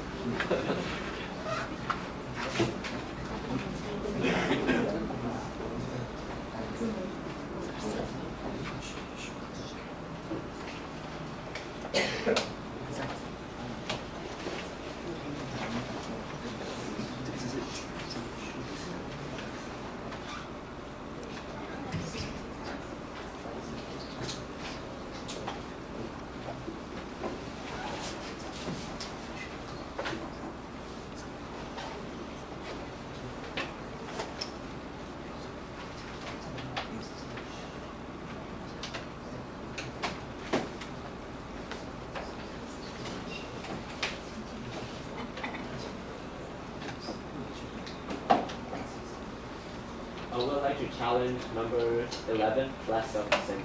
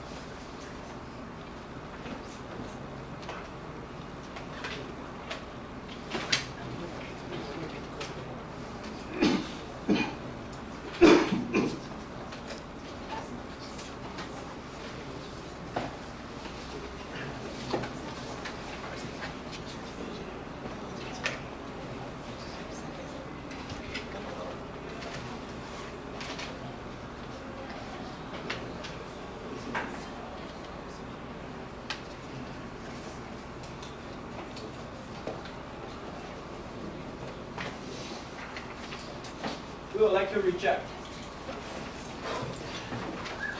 So then,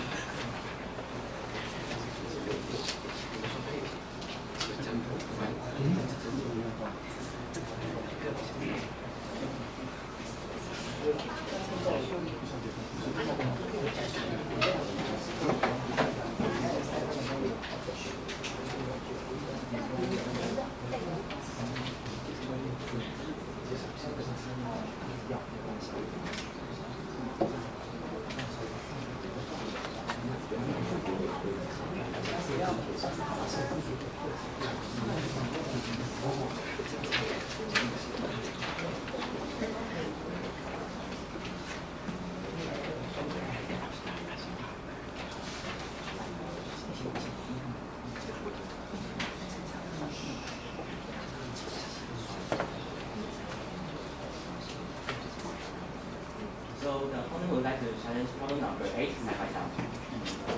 problem number 8, Sci-Fi sound. Accept. Okay, thank you. 5 minutes for the preparation.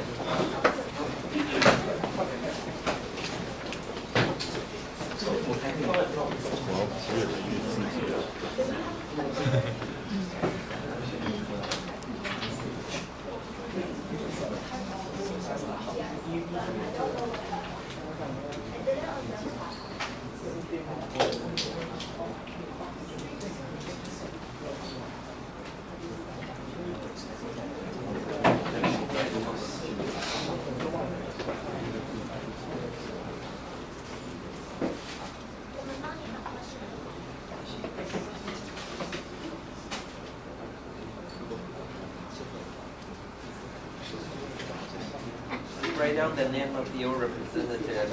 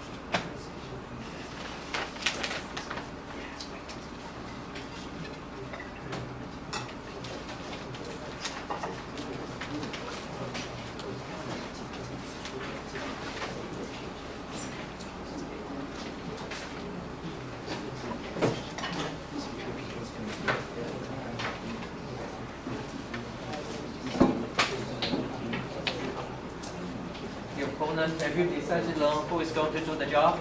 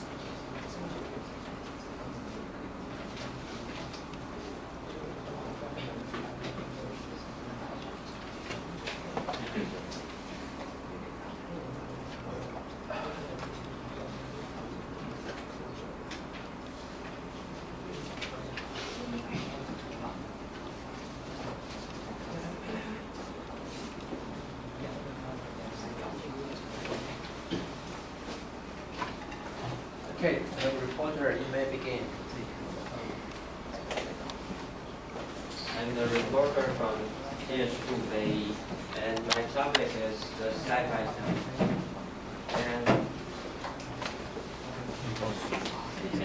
And the problem statement is to have a mechanical string to create a laser shoot sound. And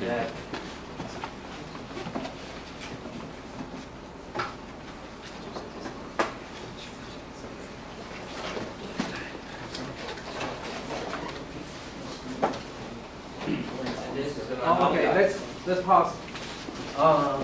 You need to 我们把那个荧幕调一下，他们说他们看不到，调再斜一点点。走吧。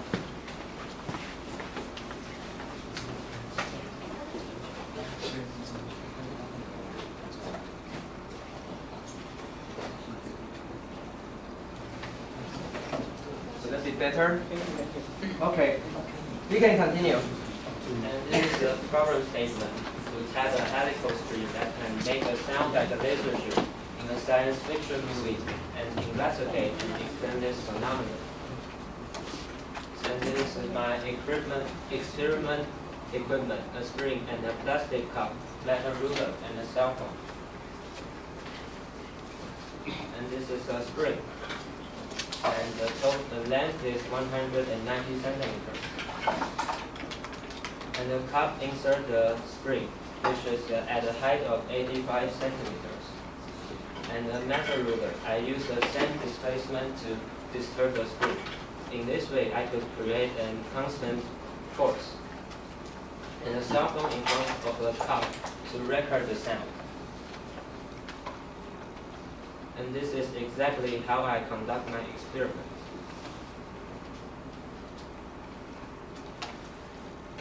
And if we assume that the flat section of the spring is still flat after bending it, and that anything that is perpendicular to the neutral line remains so after bending it, we could solve the ideal bar equation and get the time period is like this. And as you can see, if the frequency increases, the time period will decrease. And as you can see, the high frequencies repeats faster than the low frequencies. That is, the time period in high frequency is shorter than that in the low frequency. And that the highest peak in the amplitude is about 8,000 frequency. That is the spring's natural frequency having 8,000 frequency. And I also find that the time frequency is similar to each other in the low frequency, and hence, if the time period in high frequency is longer, the more significant sound we could hear. And this is my experiment independent variables. First, to disturb the distance between the cup and where I disturb the spring. And second, whether the bottom of the spring is fixed or not. And the third, disturb to create a longitudinal or transverse wave. And that's the total length of the spring. And these two experiments is to compare the bottom of the spring is free or not.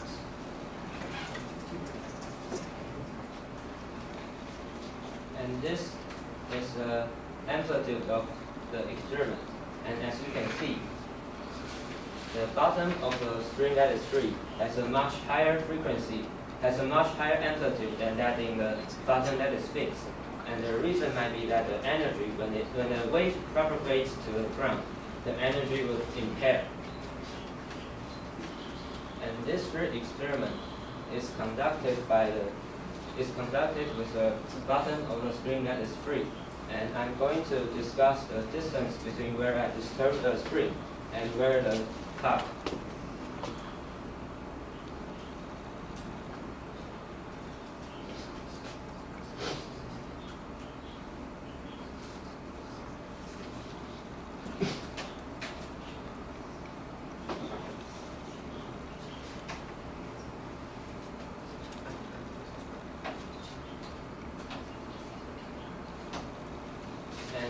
is the sound of the long distance.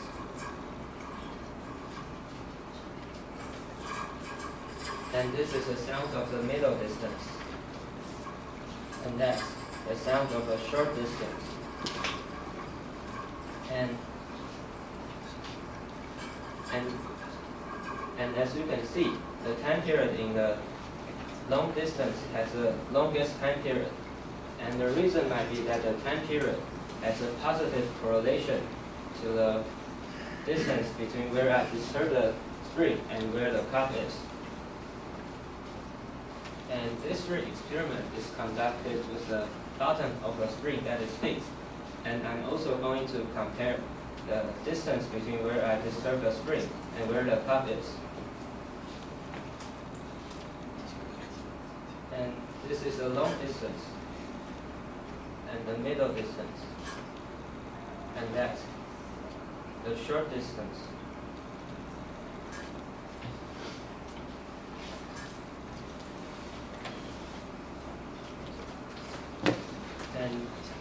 And the reason that these three charts look similar to each other is that the energy mostly impaired when the wave propagates to the ground.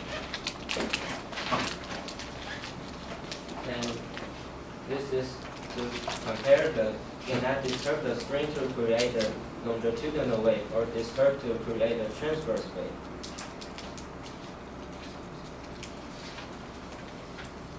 And this is to disturb to create a longitudinal wave.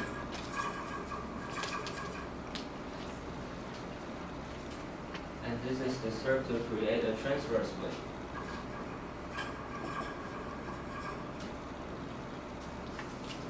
And as you can see, the time period in the longitudinal wave is 0.27 seconds, and that is pretty longer than that in the transverse wave. And the reason may be that if I disturb to create a longitudinal wave, it could have a larger amount of wire to fit in a smaller space. And so in this way, we could hear more significant sound. And this is my experiment 4, a short spring, which has a diameter of 5.7 centimeters times 41 turns, which is a total length of 734.2 centimeters, and the kappa is 0.19. Okay, and this long spring has a diameter of 5.8 centimeters times 180 turns, which has a total length of 3,279.8 centimeters. And this is my experiment results. The small spring sounds like this.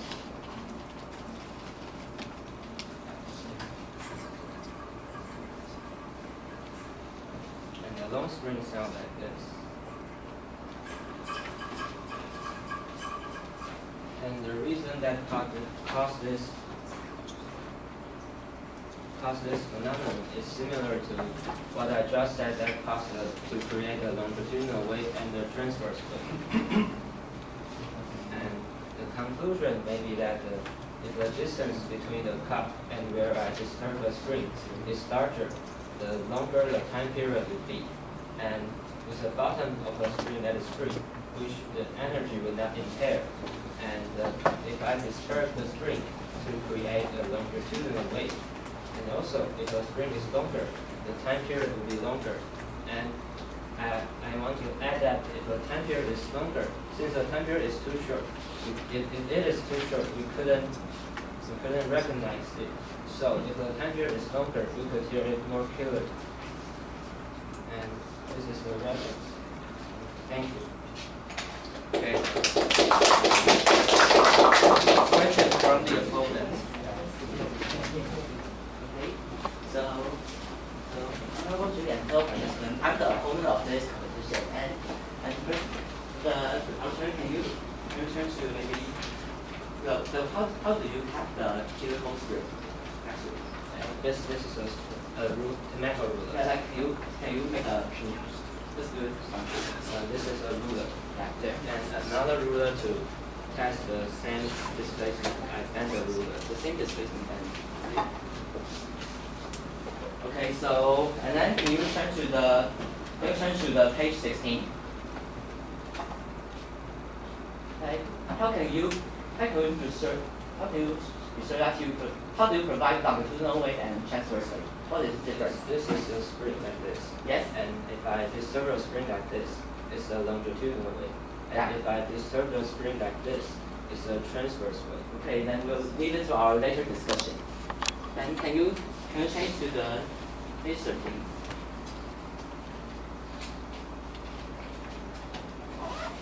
Yeah, as I can see, there are many peaks here, right? This is the sound, and you have an explanation about the peaks. What do you mean with the explanation? What is the peak? Or maybe we'll leave it when we discuss it. Okay. So you use the cell phone to measure the sound, right? Yes. Yeah, and then can you explain what kind of software you use in the analysis? What kind of software or analysis? Box. What? The T-box. T-box. Okay. And so I guess that's all of my questions. And thank you for your reference. Okay, you have 3 minutes to prepare.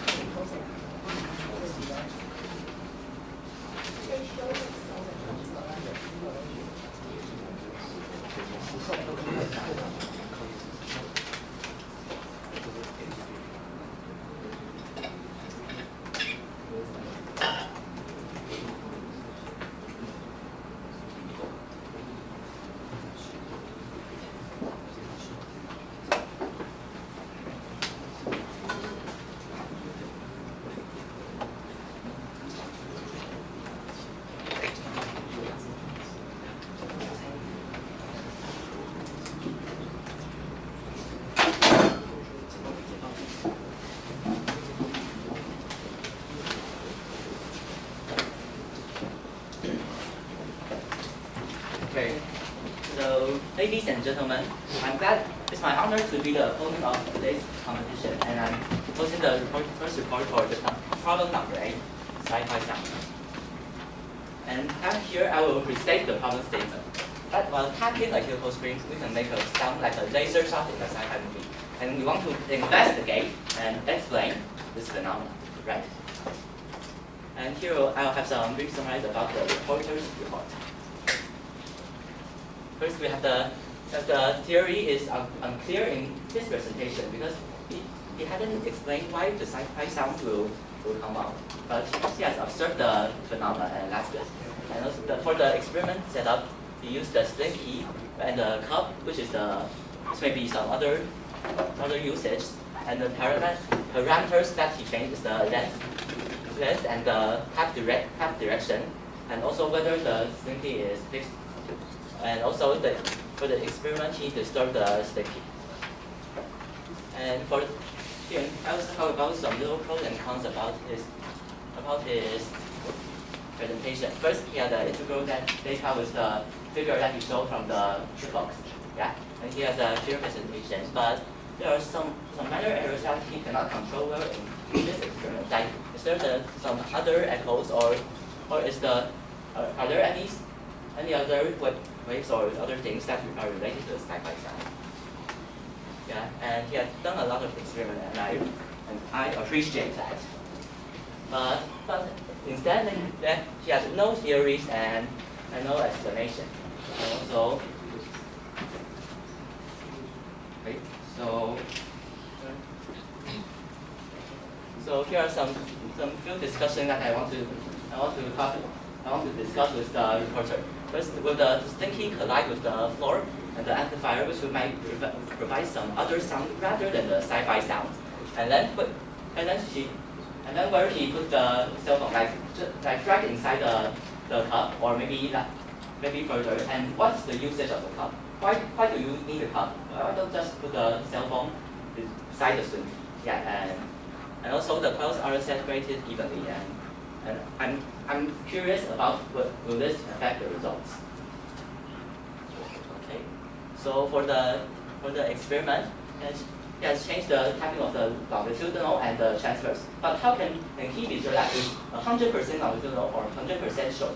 And also for the displacement, he put the slinky down for a little distance. But how can he be sure that it is perfectly horizontally or vertically? And it might provide other transverse wave or longitudinal wave.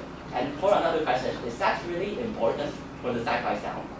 Because it is the oscillation of the spring. Is it really important for the Sci-Fi sound? And next, I think that maybe, although he has done a lot of experiments, I suggest that he can do some other parameters, such as maybe placing the cell phones or some microphones inside the slinky. And maybe he can he can have a different explanation. And also, he doesn't explain why is there a Sci-Fi sound. What's the origin of the Sci-Fi sound? And what's the origin of the peak? What is the loud voice? And also, there are two kinds of sound when he's doing the experiment. First is metal coils bumping together, and also the Sci-Fi sound. These two are, however, different. So what we are discussing now is the Sci-Fi sound, but he cannot make these two sound different because it is generated in the same time, and he cannot just analyze one. Yeah, and I guess my time is up, so I would like to discuss with the reporter.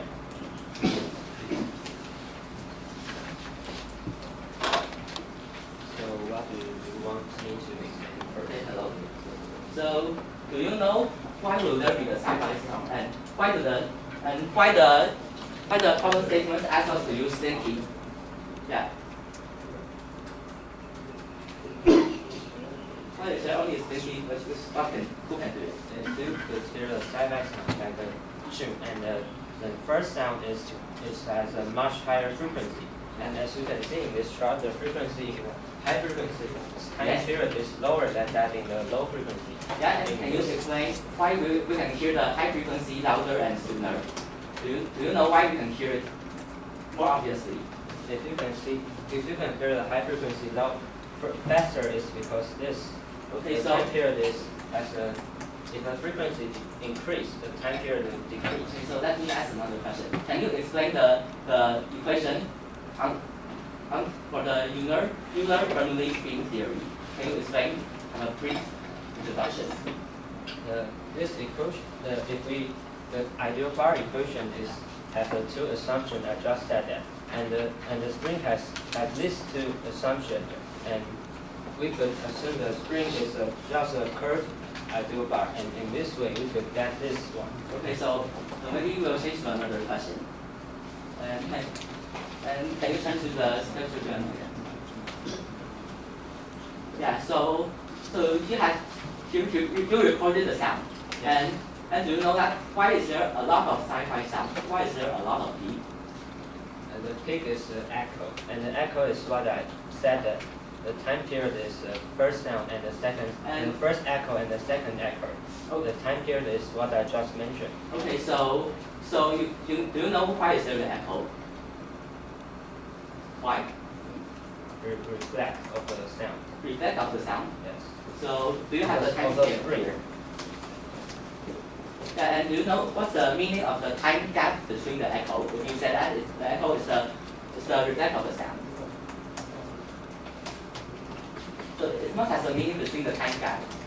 Did I go back? And this is the spring. And if we disturb the spring, and it will the sound will travel back. This is a high frequency, and the time will be lower than the Okay, I understand. And can I ask another question? Yeah, since the sound is travel really fast, so that's maybe even less than 0.01 second, but you have a rather long time gap in your experiment. So I don't think that it is quite precise for your experimentation. What do you mean that? The time gap for here is maybe more than 0.1 second, but the sound traveling is too fast that we cannot even distinguish it for the same length.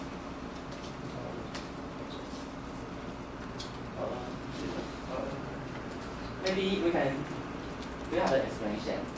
What do you mean that?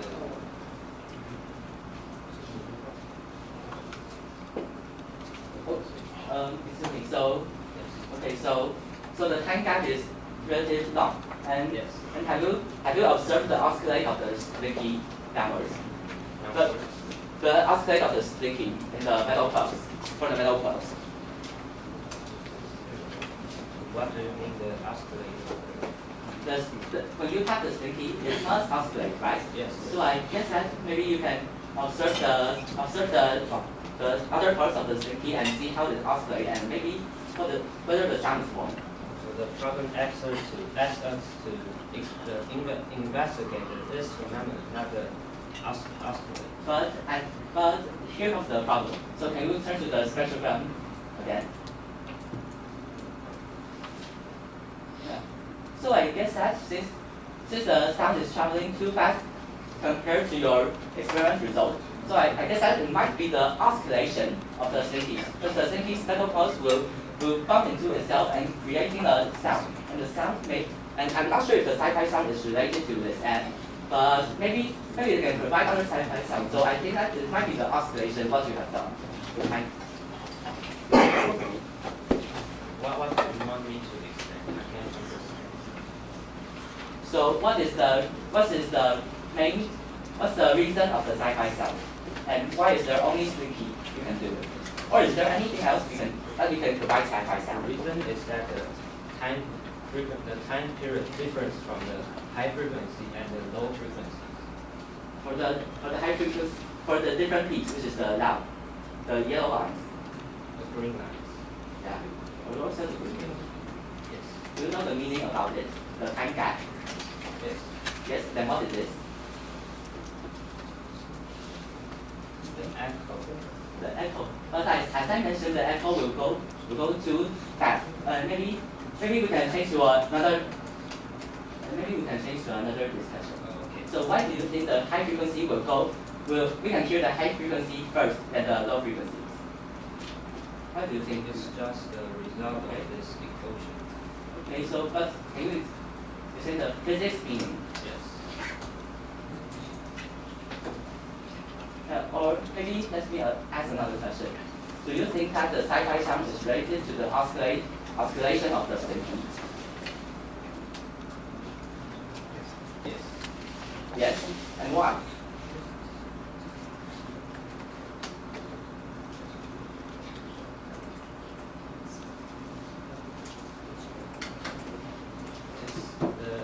This is at the acceleration, and this is at the displacement. So you mean that when the displacement is bigger, you will have an obvious sci-fi It's sound? the 4 times differentiated displacement. Okay, maybe we'll skip this because and maybe and turn to the reference page again. Which one? Page 8. Probably. Yes. So there are two sounds in your observation, I guess. First, you have the ear string, and there will be a sound of the bumping, and then you can hear the Sci-Fi sound, right? Yes. Yeah. But you observe but you have the two different sounds in your same spectrum. So how can you distinguish two different sounds? Because we're only investigating the Sci-Fi sound, not the bumping sound. This one is the bumping sound, which has the much really higher amplitude than the other Sci-Fi sound, and which is not the same time. We first heard the bumping sound, and the Sci-Fi sound is the remaining sound, not the first. Yes. And why would it remain Sci-Fi sound? Or let me ask you a question: if we have a long metal stick, then we will provide Sci-Fi sound. And how do you define Sci-Fi sound again? Long metal what? Long metal. Maybe just a metal bar. We will have a metal bar. Material is a bar. We will have a Sci-Fi sound if you just have a metal bar, simply, honestly. Like a metal ruler. We will have a Sci-Fi sound. No, definitely not. Definitely no. So why is there only the slinky who can provide the Sci-Fi sound?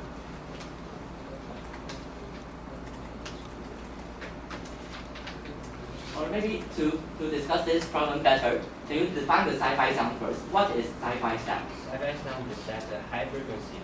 We could first hear the high frequency and then the low frequency. In this way, combined together, we can hear the Sci-Fi sound. You can hear the Sci-Fi sound. Yes, and if you disturb, you just knock the wood cable. The high frequency doesn't travel faster, so we couldn't hear the Sci-Fi sound. Yeah, so you said that the high frequency doesn't travel faster. So do you mean that the high frequency should travel faster in No, your the time period. The time period. And maybe you can turn to page 8 again. So you cannot distinguish the Sci-Fi sound with the bumping sound, right?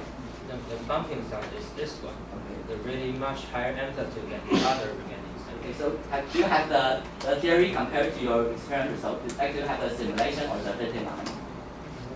Because otherwise we cannot know that your theory is completely acceptable. And my experience result has shown that the frequency is higher, the time period is lower. Do you have the real trend of it? Can you draw maybe a function? Or maybe we'll discuss another. Can you change to maybe where you have the displacement of the slinky? Displacement. Yeah. We use a metal ruler to pull it down. Which picture do you see? Oh, okay. Maybe we can ask another question. Why is the fixed slinky won't provide Sci-Fi sound? Why don't the fixed slinky provide? The fixed slinky would provide, but the energy would impair mostly to the ground, so it's not that significant. Okay, the time is up. 1 minute summary. Okay. Okay, so thanks for reporter for this discussion and we'll summarize the discussion again. So we have discussed that why is there the Sci-Fi sound and why can't we hear the Sci-Fi sound when tapping other things such as backboard or window? And there's no clear position that what is the Sci-Fi sound theory? There's only an equation, but he cannot even prove it. Yeah, and he cannot even say what is the physics meaning of it. And also the time gap is the echo, but I consider that echo is not the echo of the sound because the sound is traveling too fast. I consider it as an oscillation. But the oscillation, however, is not related to the Sci-Fi sound. It's just providing other Sci-Fi sounds, and he hadn't considered the differences between the different Sci-Fi sound of all his experience results. So I think the experiment is somehow invalid. And thank you for, and this is my presentation. And thank you. First of all, I'd like to thank the reporter and the opponent for their discussion. The first question is to the opponent. So you talked about transversal and longitudinal. Do you think this is a significant factor in affecting the Sci-Fi sound? And if so, what's the difference between hitting these two types of waves? So are you asking? Yes. For the longitudinal and the chapter as well. Yes. Is there a difference? And if so, what difference? What difference is? Yes. Okay, so longitude. So as we know, the Sci-Fi, the sound wave is a longitudinal wave. When we tap it, it's the oscillation of the spring. When we tap the spring like this vertically Yes. and horizontally, will there be a difference in the Sci-Fi sound? Yes or no? Actually, no. But Okay. this is What do you think? Okay. Why? My external results shows Okay. Now, when examining the frequencies that are traveling through the spring, do we look at the group velocity or the phase velocity, the recorder? Which one of these velocities is significant when analyzing the Sci-Fi sound?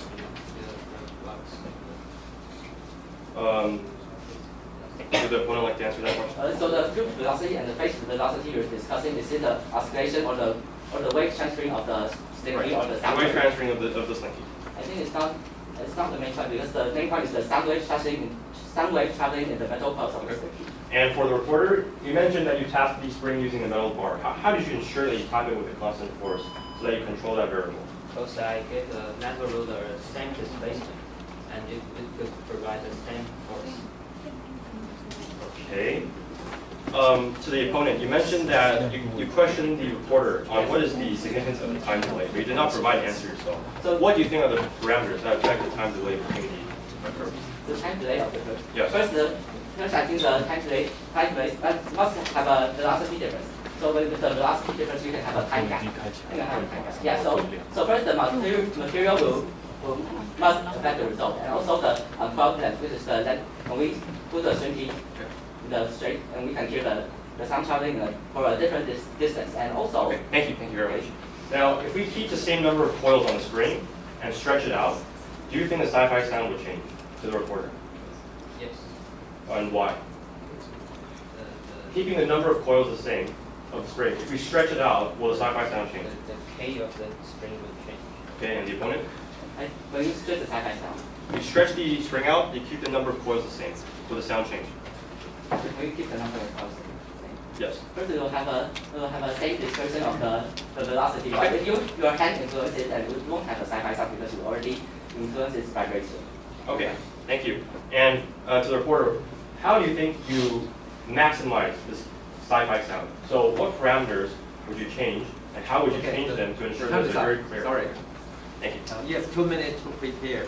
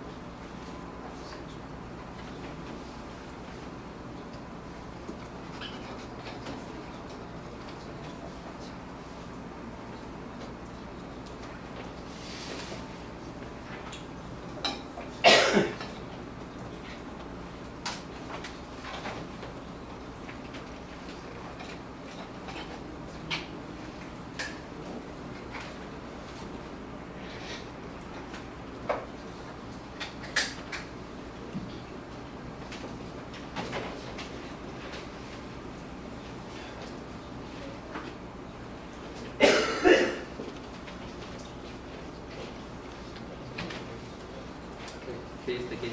Okay, good morning everyone. My name is Rem from the team All-Nighters, and today I'll be reviewing Sci-Fi sound.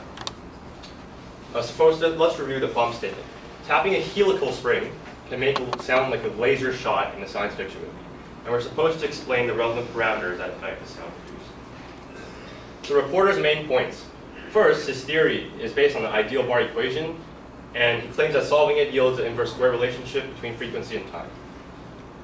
He talks about how a high frequency travels faster through the slinky, but he did not relate how this affects the sci-fi sound. He also, and these are the parameters he considered. First of all, he considered fixed and hanging. He said that there are higher amplitude waves on the bottom of the spring freely hanging, because if the spring is not freely hanging, then a lot of energy is absorbed by the ground. Second of all, he discussed the distance of tapping. So he says that when you tap the spring from a longer distance from where you record the sound source, the sci-fi sound is more pronounced, but he does not explain why in terms of physical principles. He also talked about the direction of tapping, longitudinal versus transverse. He says that there's a greater time delay for longitudinal tapping, and he explains as larger amount of springs fitting in space, which I do not really understand what he means by that. And lastly, he talked about the length of the spring. Time period is longer, so we can hear clear sci-fi sound. The pros and cons of the recorder. First, he has a very clear experimental setup. He discusses lots of parameters and clear sound clips to qualify his arguments. However, cons. He did not explain how he controls his force when tapping the spring. Simply tapping the spring with the hand is not enough to control this variable. He did not explain the forces behind the equation's beam theory equation. He simply presented the equation without a clear physical understanding of the forces affecting the spring. And he did not define a laser sound. So what he could have done is he could have got a sound clip from like a Sci-Fi movie and actually did a spectrogram on that and see if it matches his theory. He also does not explain how a faster traveling frequency wave actually causes the sci-fi sound, and he has little explanation of correlation with experimental results with mathematical theory. And next slide. Opponent's performance. Pros. He questioned lots of parameters and relevant questions about physical principles to clarify the recorder's understanding. However, he did not clarify a lot of his own ideas on these topics until I asked him later when I asked him the questions. He also restates his questions repeatedly, even when the reporter cannot provide an answer. Next slide. Okay, so now I'll go up to the discussion. The first point that was discussed was, why is there a sci-fi sound? The reporter said that the first sound is higher frequency, the time period is lower, and he relies on his equation rather than physical understanding to prove his point. What the reviewer thinks that the type of wave traveling through the slinky is a flexural wave. So this means that the slinky is highly dispersive, so there will be a very great difference between the speed of the high frequency wave and low frequency wave. And this difference that causes a sci-fi sound. Second point, why is there an echo and what is the meaning of the time gap parameters affecting it? The reporter said that it's caused by reflections of the sound. However, he did not explain what is the cause of the time gap. He did not answer the question. I think the reporter is correct. Echoes are caused by reflections. However, two factors affect the time gap. One is where you hit the spring, because when you hit the spring, there's simultaneously a wave traveling upwards and downwards. And where you hit that will change the distance of those two waves, and that will change the sci-fi sound. Also, the geometry of the spring, for example, the elasticity of the spring. Next. Opponent also pointed out, explain the oscillation of the slinky. Why do you have to use the slinky? Reporter said this is not important to the phenomenon, and he simply restates his previous point. And the reviewer thinks that we use the slinky because it is very dispersive, and leads to lots of reflections, and hence a clear sci-fi sound. Next. Opponent also points out, does hitting a long bar produce a sci-fi sound? Reporter says definitely not. The reviewer generally agrees with this. When hitting a long metal bar, a lot of the waves do not reflect back. So while there is still an inverse relationship between frequency and time, this cannot be classified as sci-fi sound, as we also tested in our own experiments. Next. Last point, opponent pointed out, what is the comparison between theory and experimental results? And the report did not provide an answer. Thank you. Now the concluding remarks from the reporter. Okay, and now I'm going to redefine the sci-fi sound. The sci-fi sound is that the high frequency travels, the time period in high frequency is shorter than that in low frequency. In this way, we could hear the sci-fi sound. And also, if the spring vibrates, and it will cause the air beside the spring vibrates as well. And in this way, we combine this wave, we could hear the sci-fi sound. And now I'm going to talk once again that how I could enforce the same force. And could I draw it backward? The force could be written back with the displacement with the alpha. And if the displacement is same, the force would be same. That is, thank you. Okay, thank you very much. Any questions from the jury?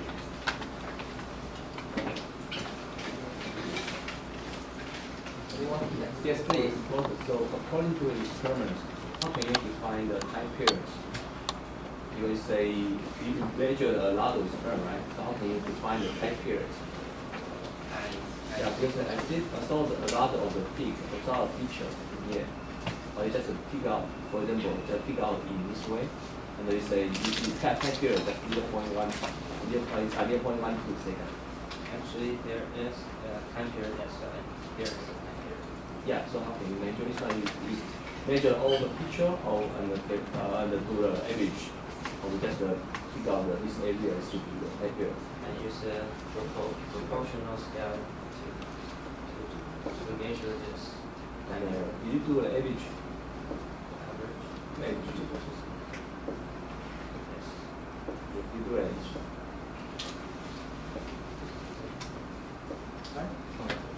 Any other questions? Okay, please. I would like to see the role played by the cup in your setup. If you don't use the cup, just the cell phone on the screen. The cup is just. Can you hear something? If there is no cup, the sound will be much smaller. The cup is to function as an amplifier. So just so you your opinion. So I agree that the curve is the functions for the amplifier to make the sci-fi sound more obvious than the metal pulse function. But I'm curious that if the amplifier, does the metal pulse will also maybe friction or bump with the cup. So maybe they will provide some even other sound. So we cannot clearly hear the sci-fi sound. I'm not sure. Are you saying that with what's the function of the club? Yeah. Okay, the function of the club serves to amplify the sci-fi sound, but you can still hear the sci-fi sound even without the club. Any other questions? No? Okay, thank you. Now, let's begin the quantum process.